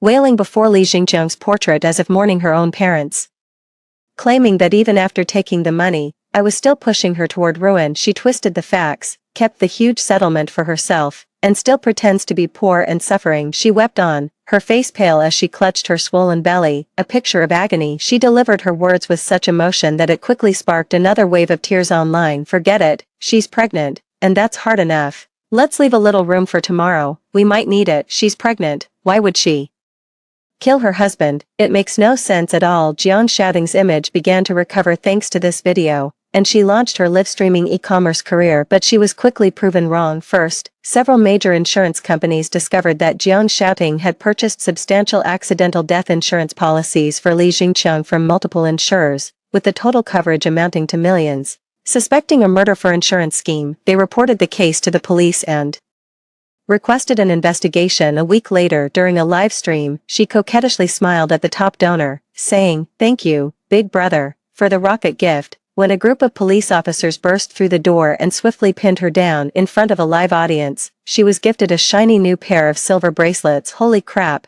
did she actually commit murder? Don't end the stream, I need to see what happens next. At that moment, I also posted a comment, "I'm the wife of the victim she murdered, want to know what happens next? Follow me." 8. Across from the house, there is an unoccupied unit that happens to have a security camera with a view of my balcony. The police contacted the owner and located the footage. Surveillance footage clearly shows that 2 months before Li Jingqiang's incident, Jiang Xiaoting was seen using tools to tamper with the railing handrail. The railing also underwent professional appraisal revealing signs of repeated tool damage at critical connection points. Li Jingqiang was leaning against the railing talking on the phone that day, and then, without warning, he fell right off. The truth is out. Jiang Xiaoting is suspected of murder. Jiang Xiaoting refused to admit it, no matter what, but that didn't prevent prosecutors from filing charges against her, with major insurance companies also pursuing fraud lawsuits. The police called me to the station and asked if I wanted to file additional civil claims. At the station, I saw my mother-in-law again. My mother-in-law didn't believe it and kept shouting in the police station, "She's just a suspect, right? That means she's not the murderer." Chinwan is clearly framing her. "She's pregnant, with my son's child. How could she possibly kill Ah Chong? Officers, there must be some mistake." When my mother-in-law saw me, she pointed the gun at me and said, "It's all because of you, you wretched woman, you jinx, you're the murderer." Afraid she was trying to scam me, I quickly ducked behind the officer. Hey, stay back, touch me and..." I'm calling the police." The female officer I used as a shield looked utterly exasperated. "Officer, you have to protect me." She was extremely agitated, and the police kept trying to calm her down. As I listened, I learned that her mother-in-law had been camped out at the police station for 2 days, making a scene and demanding they release someone. "Listen to me, that child she's carrying is my Lee family's only grandson. If anything happens to him, you'll have blood on your hands." With that, the old woman collapsed again, rolling on the ground like a child, beating her chest and stamping her feet. "The police are hurting people. This is unjust. If you don't let her go, I'll die right here." The police had taken turns trying to calm her down, but nothing worked. The old lady knew no one would dare lay a hand on her because of her age. Her voice filled the entire police station's processing area. The officers were rolling their eyes so hard they were practically looking at their own brains. I took off my sunglasses. At a time like this, it still comes down to me. "Auntie Lai, do you know why I haven't been able to get pregnant for over a decade?" My mother-in-law was stunned for a moment, then her face twisted with rage. "It's all your fault, you barren woman, a useless hen that can't lay an egg, and you refuse to divorce, robbing my son of an heir." I held up a single finger and shook it. No. I pulled out a few medical reports and said, "After I miscarried my first pregnancy, I couldn't get pregnant again, so I took Li Jingqiang with me for a checkup. Guess what? He has weak sperm. Let me take another one. 10 years ago, it was still oligospermia, and another one. This one's impressive. 5 years ago, completely sperm-free. There's no reason why you can't do it now when you're young. Why should you wait until you're old?" The doctor said there's almost no chance he could conceive naturally. I was afraid of hurting his self-esteem, so I never told him. "Or you, Auntie Lai, if I were you, I'd make sure to find out exactly whose child Jiang Shouting is carrying." Mother-in-law was stunned. The officers were all ears, glancing back and forth between me and my mother-in-law. At that moment, the police brought out Jiang Shouting, who was in temporary custody. She heard it too and shrieked, "Nonsense, this child is Brother Chong's. How can you be so vicious? You wretch can't have kids yourself. So you curse Brother Chong." I'll add this, Auntie Lai, this criminal case will cost at least several 10,000 for legal fees. Have you paid for it yet? At that moment, the mother-in-law suddenly became sharp-witted. She would go through fire and water for her own sons and grandsons, but if they weren't Li Jingqiang's flesh and blood, even she wouldn't be foolish enough to play the fool for them. She demanded a DNA test between herself and the child in Jiang Shouting's womb. Jiang Shouting readily agreed. I'm quite surprised. A week later, the hospital called me, saying my mother-in-law had suffered a stroke and was admitted, asking me to come and pay the fees. I heard that the mother-in-law glanced at the genetic test report, rolled her eyes, and immediately had a stroke. The report is still in her belongings. I took a look. As expected, the child in Jiang Shouting's womb shares no blood relation with her mother-in-law. Pay money. What money? I have no obligation to support her. She still gets a monthly pension of 5,000, and her son gave her money every month before he died. She must have a decent amount saved up. You had the nerve to leave my number with the hospital. How shameless can you be? Do you still think I'm the same Chenwan I used to be? Li Jingqiang is dead. Why on earth should I show you any respect? With that, I swaggered off without leaving a single cent. People skip out on bills all the time, and it's not like my mother-in-law was broke. The hospital would find a way to get their money. A few days later, my mother-in-law was discharged. The hospital called me again, saying she had hemiplegia and couldn't take care of herself, and that I should come pick her up. They held the phone to the old woman's mouth. She made these rasping, halting sounds, and I managed to piece together the gist of it. The gist was regret. After looking around, she realized I was the only reliable one, her long-suffering daughter-in-law, and she wanted me to come back and take care of her. I tossed her a nursing home's phone number. "You used to say you didn't need me to support you in old age. Sons and grandsons are the real deal. Women mean nothing. As you wished. I respect your choice. I don't care if her pension covers the nursing home costs." After hanging up that call, I immediately dialed my lawyer. Add a civil lawsuit against Jiang Shouting. Jiang Shouting. She must still have a lot of designer bags, clothes, and jewelry, all bought with Li Jingqiang's money. I want her to give it all back to me. 9. I'll leave all The legal proceedings to my lawyer. The day before the trial, Jiang Shaoting went into labor and gave birth. The police brought her little brother with dyed blonde hair to the hospital for a paternity test. The results confirmed he was the father, and he was instructed to take on his custodial responsibilities and take the child away. According to a hospital insider, the place was in an uproar that day. Jiang Shaoting was hysterical, yelling at him, "You wore a condom, how could I still get pregnant?" The blonde guy felt utterly wronged.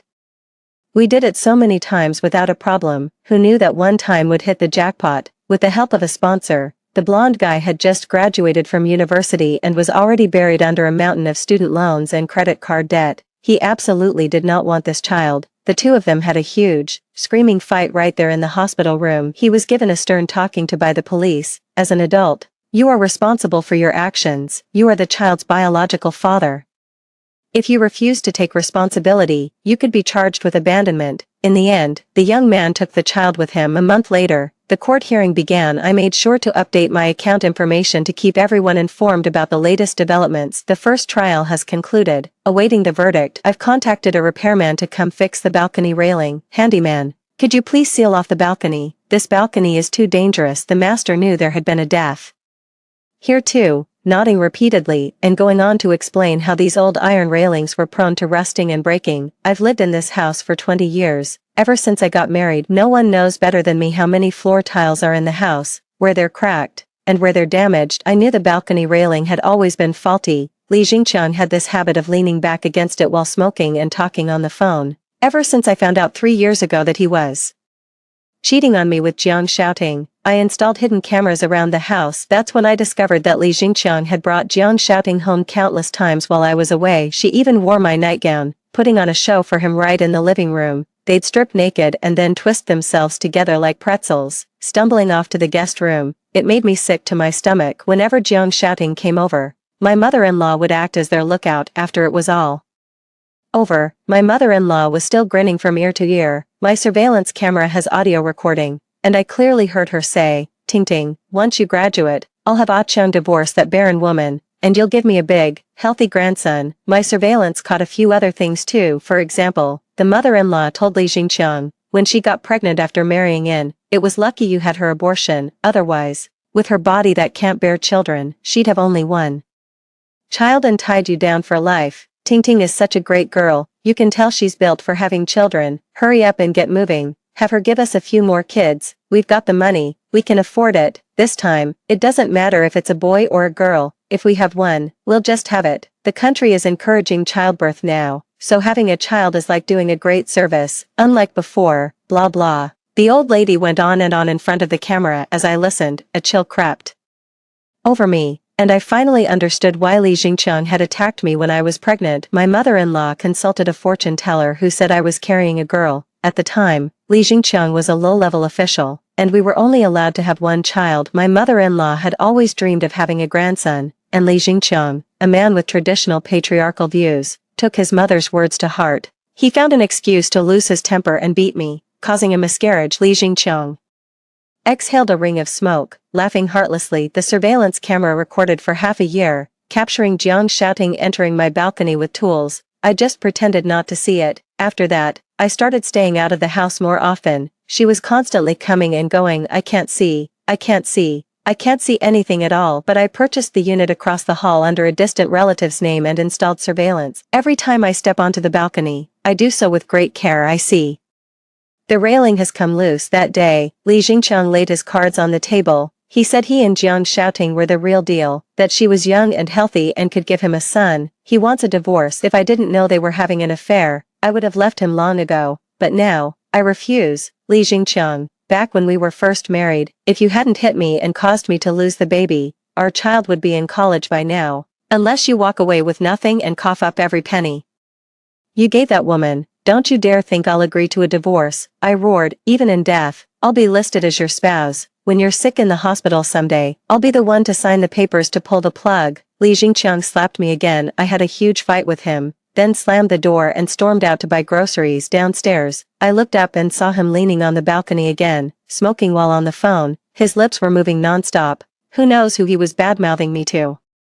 This time, there was a typhoon that day. and the wind was very strong then. He just fell down with a splat. It hit the awning below, tumbled onto the sidewalk, and burst into a puddle of ketchup. Great, pulling the plug on that scumbag felt absolutely fantastic. 10. I was having afternoon tea by the Seine when the nursing home called, saying my mother-in-law now requires level 1 care and they need more money. She listed my number as the contact again. I was so angry I could only laugh. I have nothing to do with her. If you can't get the money, just kick her out. 2 weeks later, my mother-in-law passed away, another one gone in a flash. The nursing home asked me to handle her funeral arrangements. I hung up the phone without a second thought. Bad luck. After a year-long saga, the case of the vanished husband has reached its conclusion. Jiang Xiaoting has been found guilty of murder for insurance fraud and has been sentenced to 35 years. Suspended. I posted the court verdict to my social media account. Justice has been served. My heart breaks for that child, a missing father and a mother convicted of murder. What a devastating start to life. I heard that blonde guy abandoned his own child at the orphanage entrance and then just vanished without a trace. Community workers had contacted Huang Mao's grandparents back in his hometown.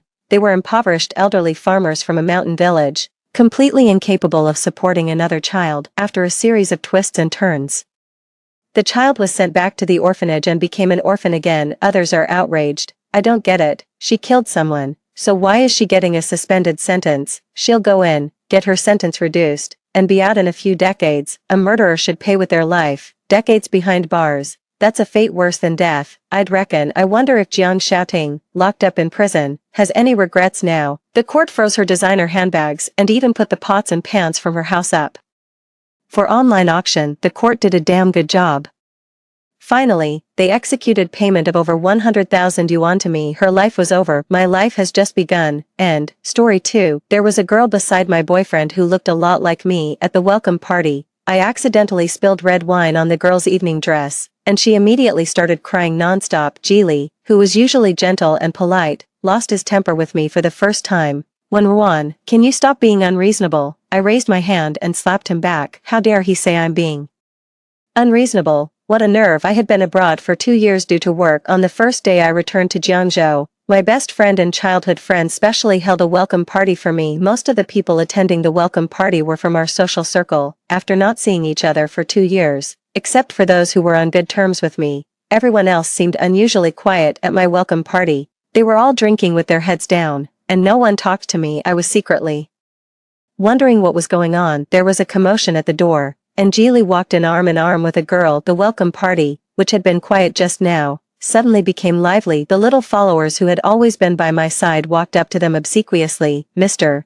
G, you're finally here. The girls who hadn't been talking just now also began to smile brightly and waved to call Jili's female companion, Miss Gu. Come over here, we reserved a good seat for you knowing you were coming. The girl surrounded by everyone had a rosy complexion and a gentle smile. Jili standing behind her also had the corners of his mouth raised, looking at the scene in front of him with doting eyes. There was an indescribable tenderness in his eyes. Su Xiaoxiao, my best friend, loved to stir up trouble. She walked up to me excitedly, leaned close to my ear and whispered, Ruan, see that? This is a classic case of the substitute lover trope. If you had come back any later, they might have had a baby already. Since we were kids, Su Xiaoxiao had been my closest friend. Although we sometimes fought, we would make up soon after, because like me, she always took revenge on the spot. It was also because of her tip-offs that I knew that during the 2 years I was working abroad, a girl who looked very much like me had appeared beside Jili. She was only 1 year younger than me and currently worked as a personal assistant in Jili's company. Coincidentally, she appeared beside Jili exactly during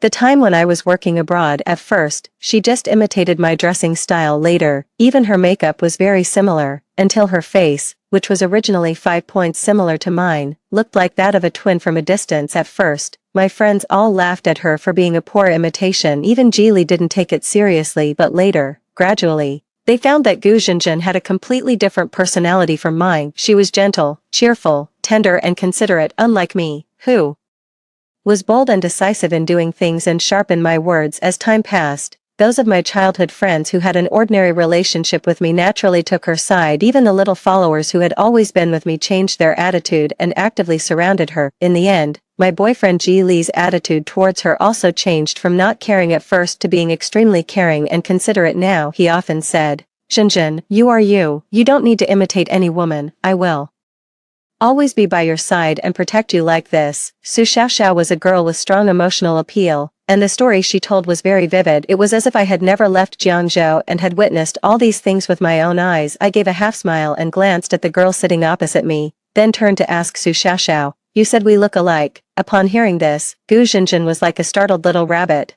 Trying hard to hide in Ji Li's arms and avoid my gaze, I sneered, "Where are we alike? Are you blind?" Today, I was wearing a gray suit, which was mainly in a business casual style. Gu Zhenjin opposite me was also wearing a gray suit. I was wearing a necklace from a niche foreign designer brand, and so was she. I admit that from an aesthetic point of view, she was indeed a beauty, but no matter how much she dressed like me or how similar her makeup was, I still couldn't see the slightest similarity in her eyes. Because of what I just said, the scene fell silent for a while, and the atmosphere was filled with embarrassment. The people sitting around and watching this scene all had an unusually solemn and complicated expression on their faces. Gu Zhenjin spoke first, putting on a pitiful look. "Miss Wen has an extraordinary temperament. As a mere assistant, how dare I compare myself with Miss Wen?" With her words, the looks of all the people turning towards me were filled with deep dissatisfaction. Even my own cousin took Gu Zhenjin's side and frowned unhappily.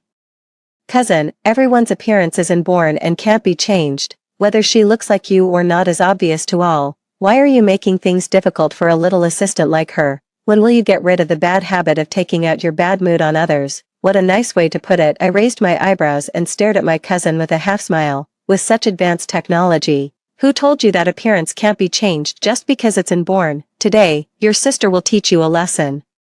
Take a good look at her nose. Doesn't it look a bit awkward? And her expression when she smiles. Don't you think it's too stiff? After pausing for a moment, I continued, "As for the bad habit you mentioned, I admit it. After all, I've been exposed to so many beautiful things since I was a child. When I occasionally see a few ugly things like you who are blind both in eyes and heart, it really can affect my mood." My cousin stammered for a while, but in the end, he couldn't think of anything to retort, so he could only shut up. However, the group of women watching around couldn't stand it and started speaking up for him. "When Ruan has been abroad for 2 years, but her temper is still so irritable. I thought all the people in France were elegant gentlemen. Why hasn't she learned any grace at all? I used to just think that Miss Gu and Wen Ruan looked alike, but now, how can the overbearing Wen Ruan compare with Miss Gu? That's right, apart from having a pretty face, Wen Ruan really doesn't have any other advantages." They were actually speaking ill of me right in front of my face without any hesitation. After not seeing each other for 2 years, who gave them the illusion that I was a kind and magnanimous person? Was it Gu Zhenjin? I smiled, swept my gaze around the people present,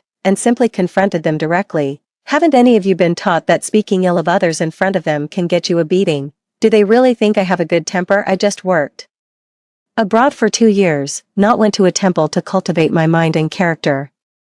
Who gave them the confidence to think that I wouldn't bother with them now? What a ridiculous idea." Without exaggeration, since I was a child I was probably the kid with the worst temper in the entire military compound. My mother always taught me that girls should have a gentle personality, and being bold and impulsive wasn't likable, but I think that one's temper is given by nature, and we should cherish it. I'm not a rabid dog that bites people randomly. I will only fight back when I encounter those unreasonable people who provoke me first. We're all living our lives for the first time. Why should I let them have their way rather than swallowing my anger and consuming myself? It's better to make others feel bad, so I will never let myself be wronged. Looking at those fake friends whose masks had been torn off and their true colors revealed, I really couldn't muster any interest in this welcome party anymore, so I directly looked at Su Xiaoxiao, who was watching the fun. "You said it was a welcome party, but you invited such a bunch of people who ruin my mood. Remember not to invite me to any occasion where they will be present in the future. I'm afraid I won't be able to resist hitting someone." Not wanting to stay there any longer, I got up and walked outside. Directly, as I passed by Gu Zhenjin,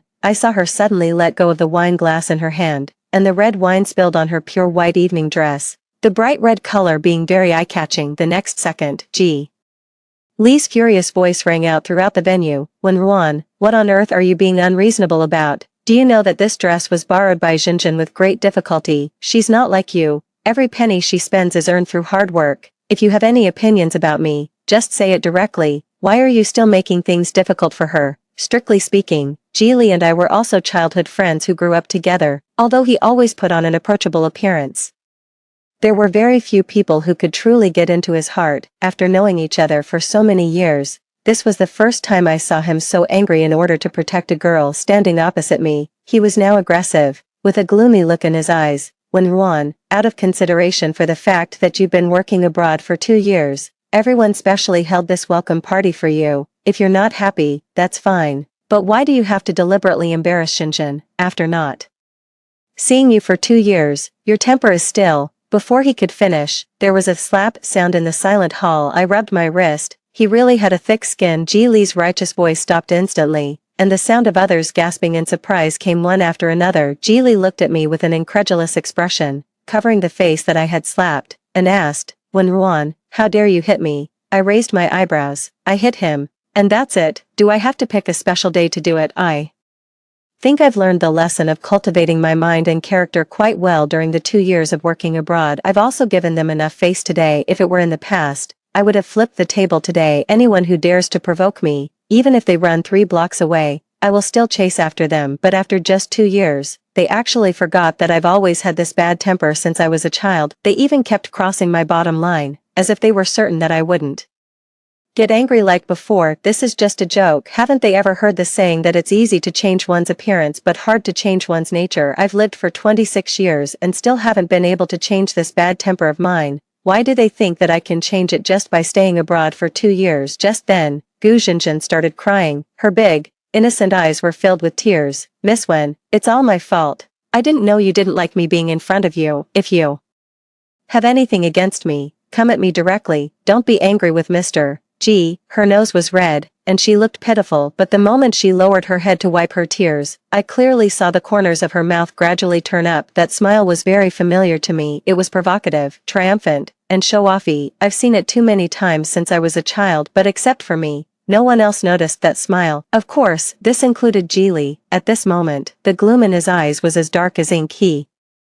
looked at me as if he was meeting me for the first time, and said through gritted teeth, "Wen Ruan, you're really something." Even my cousin took Gu Jinjin's side and threatened to go home and tell our grandfather. It's too naive of him to think that he can get our grandfather to punish me. I was so angry that I laughed on the spot and directly said, "If you want to tattle, go ahead, you can go right now. Let's see if grandfather will punish you or me." My cousin looked at my confident expression and hesitated. Then I turned my gaze to Ji Li. "By the way, I'm informing you that from now on, our romantic relationship is completely terminated. We're breaking up. Got it? In the future, whether you want to be with your Miss Gu or Miss Zhao, it's up to you. Anyway, you care so much about this Miss Gu beside you. In the future, you can stand together openly and save yourselves from the reputation of a mistress interfering in other people's relationships. What do you think?" After pausing for a moment, I then turned to Gu Jinjin, smiled, and showed a good mood. "By the way, and you, do you really think I'm a stupid person who can be played around by you? Although I have a bad temper, I'm not unreasonable. You probably don't know that there are surveillance cameras here, right? I didn't even touch the wine glass in your hand, and yet you just happened to let go and spill the red wine on your evening dress. If you want to act,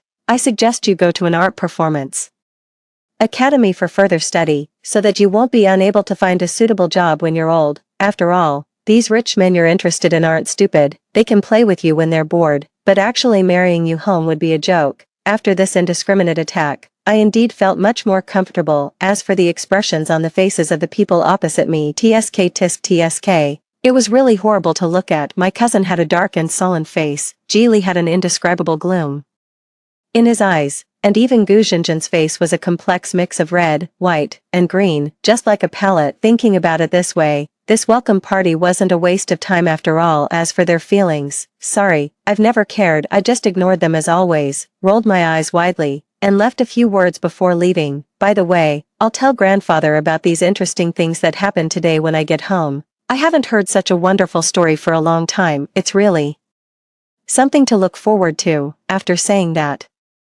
I turned around and strode towards the door. Coincidentally, I bumped into a man who had just entered the door face to face. The man in front of me was very tall, even wearing high heels. I could barely reach his chin. He had a straight and tall nose, handsome eyebrows, and eyes, but he looked a bit unfamiliar. I went through my memory and was sure that I didn't know such a handsome man. If it were in the past, I might have been in the mood to flirt, but today, my mood really wasn't great, so I didn't care at all whether the man standing opposite me was handsome or not. I directly cursed. A good dog doesn't block the way. As soon as I finished scolding, The man in front of me was already looking at me with a red face and didn't say a word. His big eyes were so bright that they were scary. This was the first time I had ever met someone who didn't talk back after being cursed at. I didn't know what to do. While I was standing there in a daze, Su Xiaoxiao quietly walked up to me, pulled my hand, and whispered, Ruan, stop scolding him for now. He looks like he's actually enjoying being scolded by you. When I heard this, I was stunned. There really were such idiots in the world who could enjoy being cursed at. What a masochist. But looking at the man's face in front of me, it really seemed to be as Su Xiaoxiao said. He gave me a familiar feeling, as if I had seen him somewhere before I could think more. The man opposite me had already spoken. Ruan, long time no see, I'm Qin Yan, do you still remember me? So it was him. After not seeing each other for more than 10 years, he was still as serious as ever, with a loud voice. However, his movements were a bit hasty, looking flustered, as if someone was chasing him from behind. He randomly put the gift box in his hand into my arms, turned around, and strode away. It was almost as fast as someone running. It wasn't until I got into the family's Lincoln that I remembered to ask Su Xiaoxiao, why did Qin Yan come today?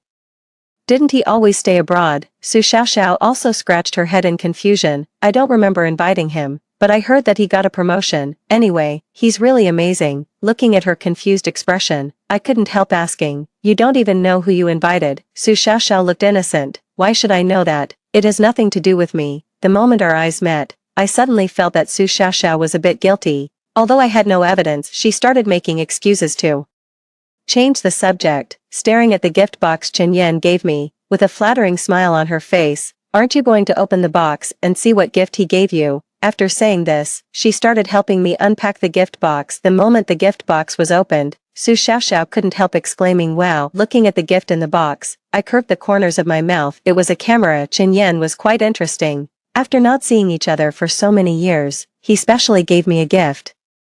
Looking at the expensive-looking lens, I nodded in satisfaction. This gift was good, at least I liked it. As for why he gave me a gift, I didn't want to waste my brain cells thinking about it. I was already tired enough from work. I didn't want to add any unnecessary trouble to myself. As for the truth, when he couldn't hold it in anymore, he would naturally explain it clearly. Since he chose to keep silent now, I should respect his wish even more anyway. Receiving a gift was something to be happy about. However, the person giving the gift also mattered. For example, I wouldn't care how expensive the gifts from people like Geely were. People who secretly sneer and mock you in the name of a welcome party are never worth getting to know deeply. In contrast, I liked the gifts from Su Xiaoxiao and Qin Yan, even if they weren't valuable, because it had nothing to do with the value but with the thoughtfulness. The feeling of being cared about was really nice. Although this welcome party didn't go very smoothly, but because of the camera Qin Yan gave me, my mood wasn't too bad. The next morning, since I didn't have to go to work, I slept until noon. After getting up and tidying up briefly, I went back to the old house. Of course, when a child is wronged outside, they definitely have to go home and tell the elders. Looking at the smiling grandfather,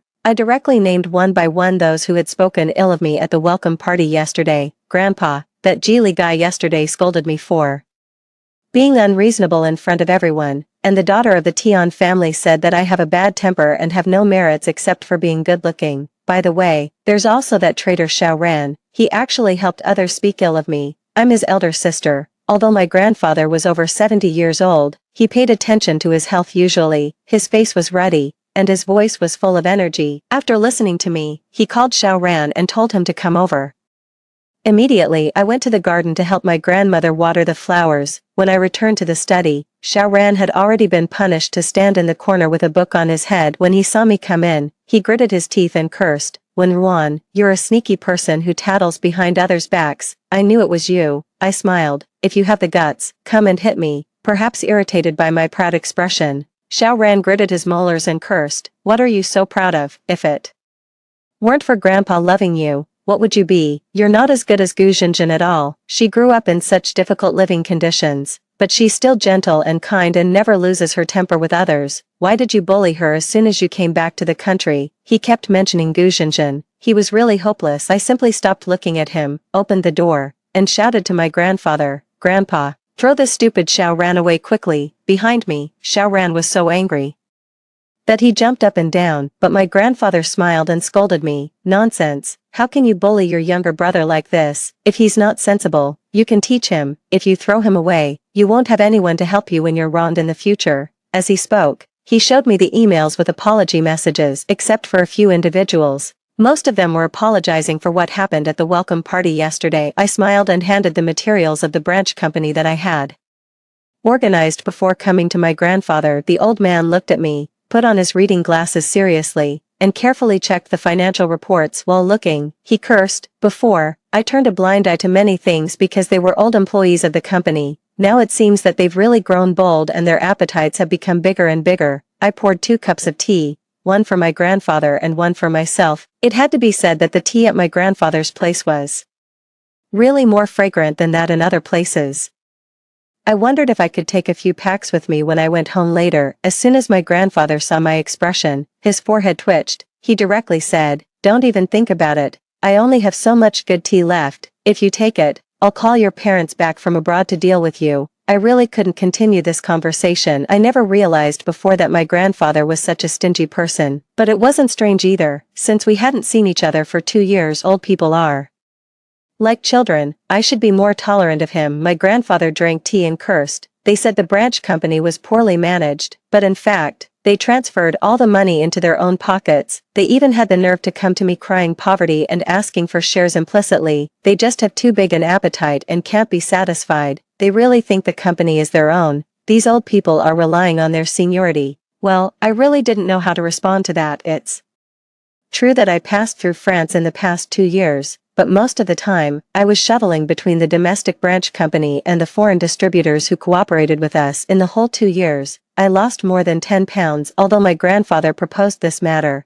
I didn't object at that time. After all, there were really few people in the family who could be of help. Anyone who could contribute was sent out by my grandfather, each assigned to a specific position, especially Xiao Ran's uncle, relying on his family relationship with the Wen family, had taken a lot of benefits from the branch company in the name of Xiao Ran. Everyone understood the truth, but when it came to actually taking that step, he still hesitated. The assets that were originally planned to be handed over to Xiao Ran were also put on hold for the time being. It wasn't for other reasons, mainly because of Xiao Ran himself. His personality was too indecisive. He always weighed his emotions before making a decision. A person who was too emotional was indeed not a qualified heir. My grandfather understood this better than anyone. If this matter were to be completely resolved, it would involve too many people. With a single carelessness, it would bring unexpected troubles. So I only mentioned to my grandfather the matter of breaking up with Geely and didn't say much about other things. Although my grandfather was hesitant about major matters, he never evaded matters related to me. He directly informed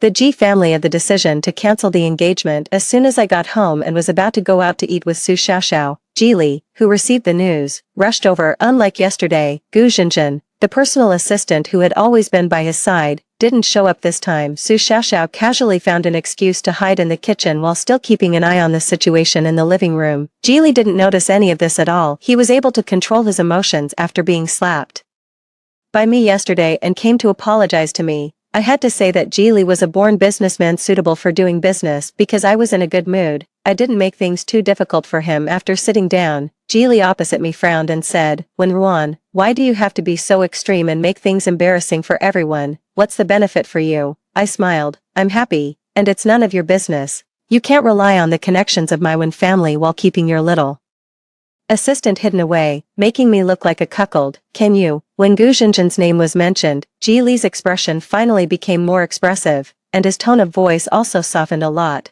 "I know you heard a lot of rumors about me and Zhenzhen before you came back, but I promise that those are all false. No one can threaten your position, and you don't have to be angry or jealous because of this." After pausing for a moment, he softened his tone again, put on a calm and composed look, and said confidently, "Zhenzhen is different from you. She's a girl who managed to get out of the mountains through the college entrance examination. Even if she has a few little schemes, it doesn't matter. If I drive her out of the company, she won't be able to stay in Jiangzhou in the future." What a nice way to say different. When I heard this, I just thought it was ridiculous. What do you mean by you're different from her? Just because I'm luckier than her, you can blatantly take away everything I have. Geely, when did you become like this, impulsive and irritable, without any rationality? Her unfortunate life was never caused by me, so there's no need for you to play the victim in front of me. You keep saying that there's nothing between you two, but when she came to me crying yesterday, you scolded me for being unreasonable out of pity. Don't you really know who's being unreasonable?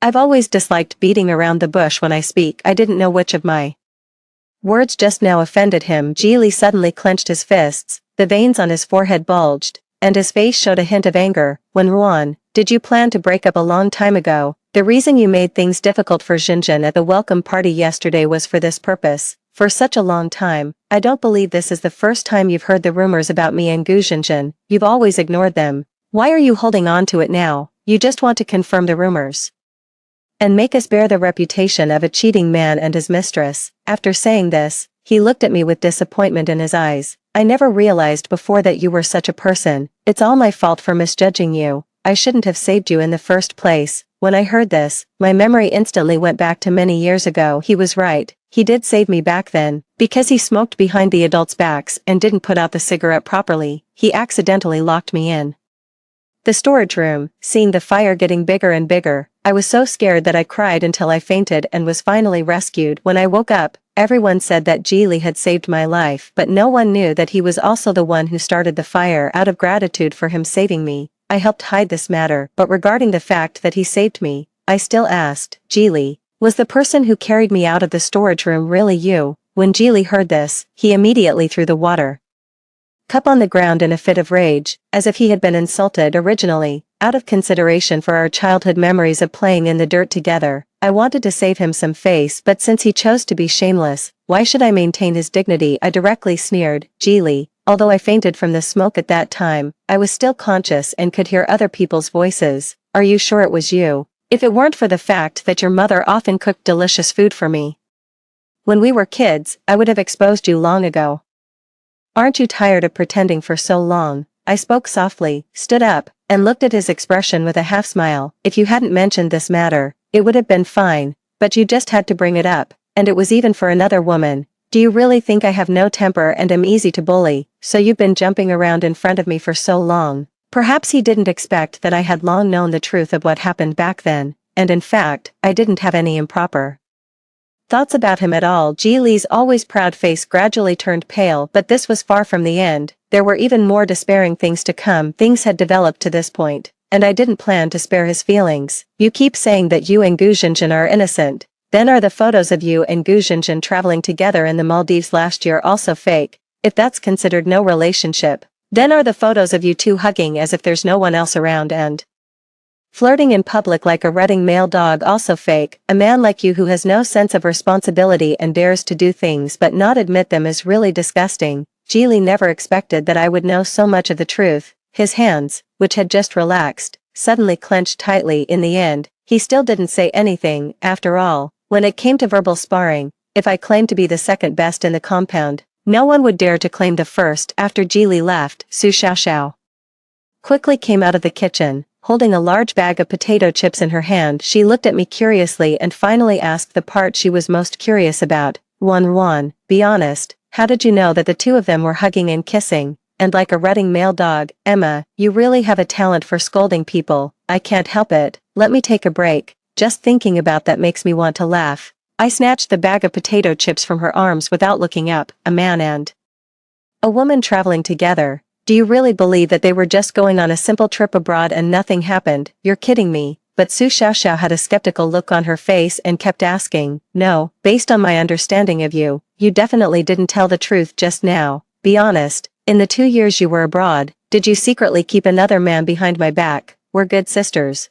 How could you forget me about such a good thing? Well, this woman is so bold. Looking at her wriggling on the sofa, I just found it funny. Strictly speaking, what she said wasn't wrong. In the 2 years, indeed, besides her, there were also strangers who sent me emails. The emails contained news about the company, and occasionally there were photos of Geely's infidelity, but so far, I still haven't found out the true identity of that person, and strictly speaking, what he did was all beneficial to me and didn't cause any substantial harm, so I've always maintained an attitude of letting things take their course. After all, there are so many people in the world, and there are also many people who send the wrong emails. I really don't want to spend so much time investigating a stranger. Even if I find out the result, it won't have any impact on me, so why waste that time? But I didn't know how to explain all this to Su Xiaoxiao. Seeing that I ignored her, Su Xiaoxiao started talking about the gossip that had just happened today. Wan, do you know that the people who spoke ill of you at the welcome party yesterday had their family businesses targeted today? My dad said that the opposing company is suspected of maliciously disrupting prices. Don't you think it's so coincidental that it's exactly those few people who had problems? When I heard this, some thoughts flashed through my mind. The truth of the matter seemed to be gradually emerging. The figure of someone flashed by in an instant, too fast to catch. I shook my head, secretly laughing at my own wild thoughts, and drove all those unrealistic ideas out of my mind. When Juan, don't be narcissistic. In the end, the only one who will be hurt is yourself. Yes, in matters of feelings, one must remember not to be narcissistic. After all, whoever falls in love first really loses. On that day in Jiangzhou, the wealthy circle was in an uproar. The credit cards of the young master of the Zhao family, the young lady of the Li family, the young master of the Tian family, were all suspended by their families, and they were packed and sent abroad for further study overnight. Even Xiao Ran, who was rumored to be the heir of the Wen group in the outside world, was inevitably implicated. As for Gu Zhenzhen, who was hidden away by Ji Li, she was found by Mrs. Ji and directly sent to a remote place by using the power of the company's personnel transfer. But not long after, Ji Li personally brought her back and insisted on marrying her. For Gu Zhenzhen, he even went on a hunger strike, a grown man making a scene like this for love was really laughable. Not long after that, my aunt who was married abroad came back on the pretext of visiting relatives. I don't know how Gu Zhenzhen managed to get in touch with her. She always stayed by Ms. Zheng's side, showing concern and solicitude. As for why my aunt was surnamed Zheng, it's easy to explain. She was the daughter of my grandfather's comrade-in-arms. After being abandoned by her biological mother, she was adopted by my grandparents. Over the years, they had always treated her as their own daughter of the Wen family. It was only when she insisted on living abroad with the artist she met during a trip abroad that the contact between them became less frequent. My aunt warmly held Gu Zhenzhen's hand and kept chatting and laughing. She looked at me with a very calm and indifferent gaze, as if I was the irrelevant outsider. Of course, I didn't care. After all, I had known since I was a child how this aunt treated us. Just as I was about to turn and leave, Miss Zheng suddenly asked, after staying abroad for 2 years, have you forgotten the basic courtesy of greeting your elders when you see them? I smiled and calmly retorted, aren't I learning from you? Aunt, you got married abroad and didn't even remember to call home. The confrontational meaning was obvious to everyone present, but all the people of the Wen family didn't care. After all, every time I met Ms. Zheng over the years, this scene was bound to happen. After a few rounds of drinks, when the atmosphere was lively, Gu Zhenzhen walked towards me with a glass of red wine in her hand, swaying her waist. Standing in front of me, she had a gentle and generous smile on her face. Miss Wen, there were some misunderstandings between us at the welcome party before. Taking this opportunity today, I'd like to offer you a toast. I hope you'll be magnanimous and forgive me for any offense I may have caused you before. Out of the corner of my eye, Ji Li's gaze was fixed on us all the time, and even Xiao Ran showed a worried expression.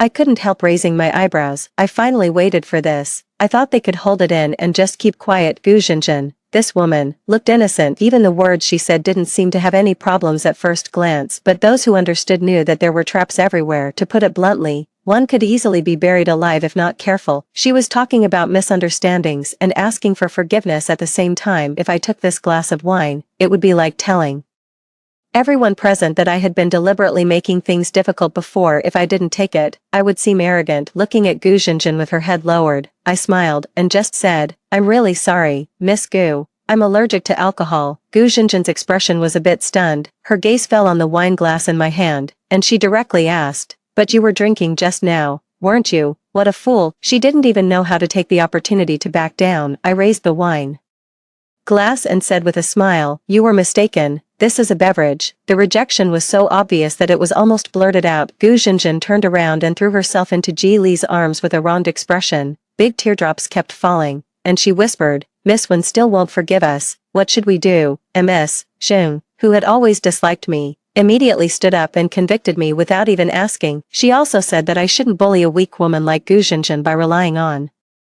the power of the Wen family. The way she said it made it seem like I was a real tough guy. However, all this didn't matter. I directly stepped towards Ms. Zheng. So what if I'm bullying others with my power? What can you do to me? If I were you, I should first figure out my own identity. You're just an ungrateful daughter adopted by my grandfather. How dare you criticize me? I call you aunt to give you face. If I don't give you this face, what are you? When Ms. Zheng heard this, her expression was very complicated. She wanted to find someone to complain to, but all the people present were juniors. and there was no one who could stand up for her. Others thought that I was arrogant and deliberately picking a fight. Only I knew in my heart that I had to divert everyone's attention to our emotional disputes. Only then could my grandfather quietly uproot the moths in the company until later, gradually, they found that Gu Zhenzhen had a completely different personality from mine. Excerpt after all, everyone is talked about behind their backs, and everyone talks about others behind their backs. Look at life and death lightly. If you're not convinced, fight. This is a sentence that netizens often say. Recently time slowly slipped through my fingers, and soon it was the day when Jili and Gu Zhenzhen got married. Everyone's attention was on the newlyweds-to-be, but to everyone's surprise,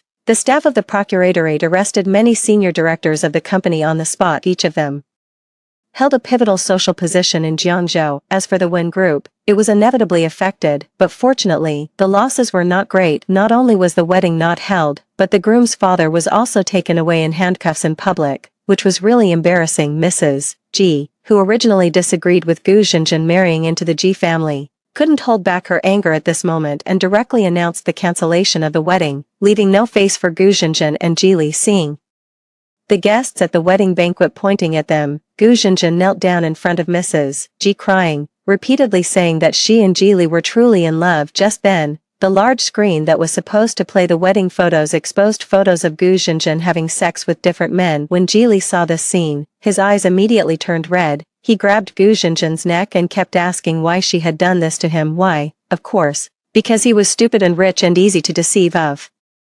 course, it wasn't just Jili who was stimulated by this scene. Even Xiao Ran, that fool, was affected. He kept shaking his head, trying to deceive himself that all this wasn't real. Unfortunately, eyes never lie. Gu Zhenzhen was a habitual criminal who specialized in defrauding wealthy people into marriage. The assets she had accumulated through fraudulent marriages had already reached the level of being eligible for filing a case. It was just that those wealthy people had never exposed it for the sake of face. It wasn't until one of them was defrauded into bankruptcy and his family was torn apart that he couldn't help but report the case. The bride and the groom's father were both taken away by the public security, procuratorial, and judicial organs on the wedding day, wearing dazzling silver handcuffs on their wrists. The G Group was soon annexed by other established enterprises. Half an hour before the plane took off, Jili called me and asked 2 words on the phone.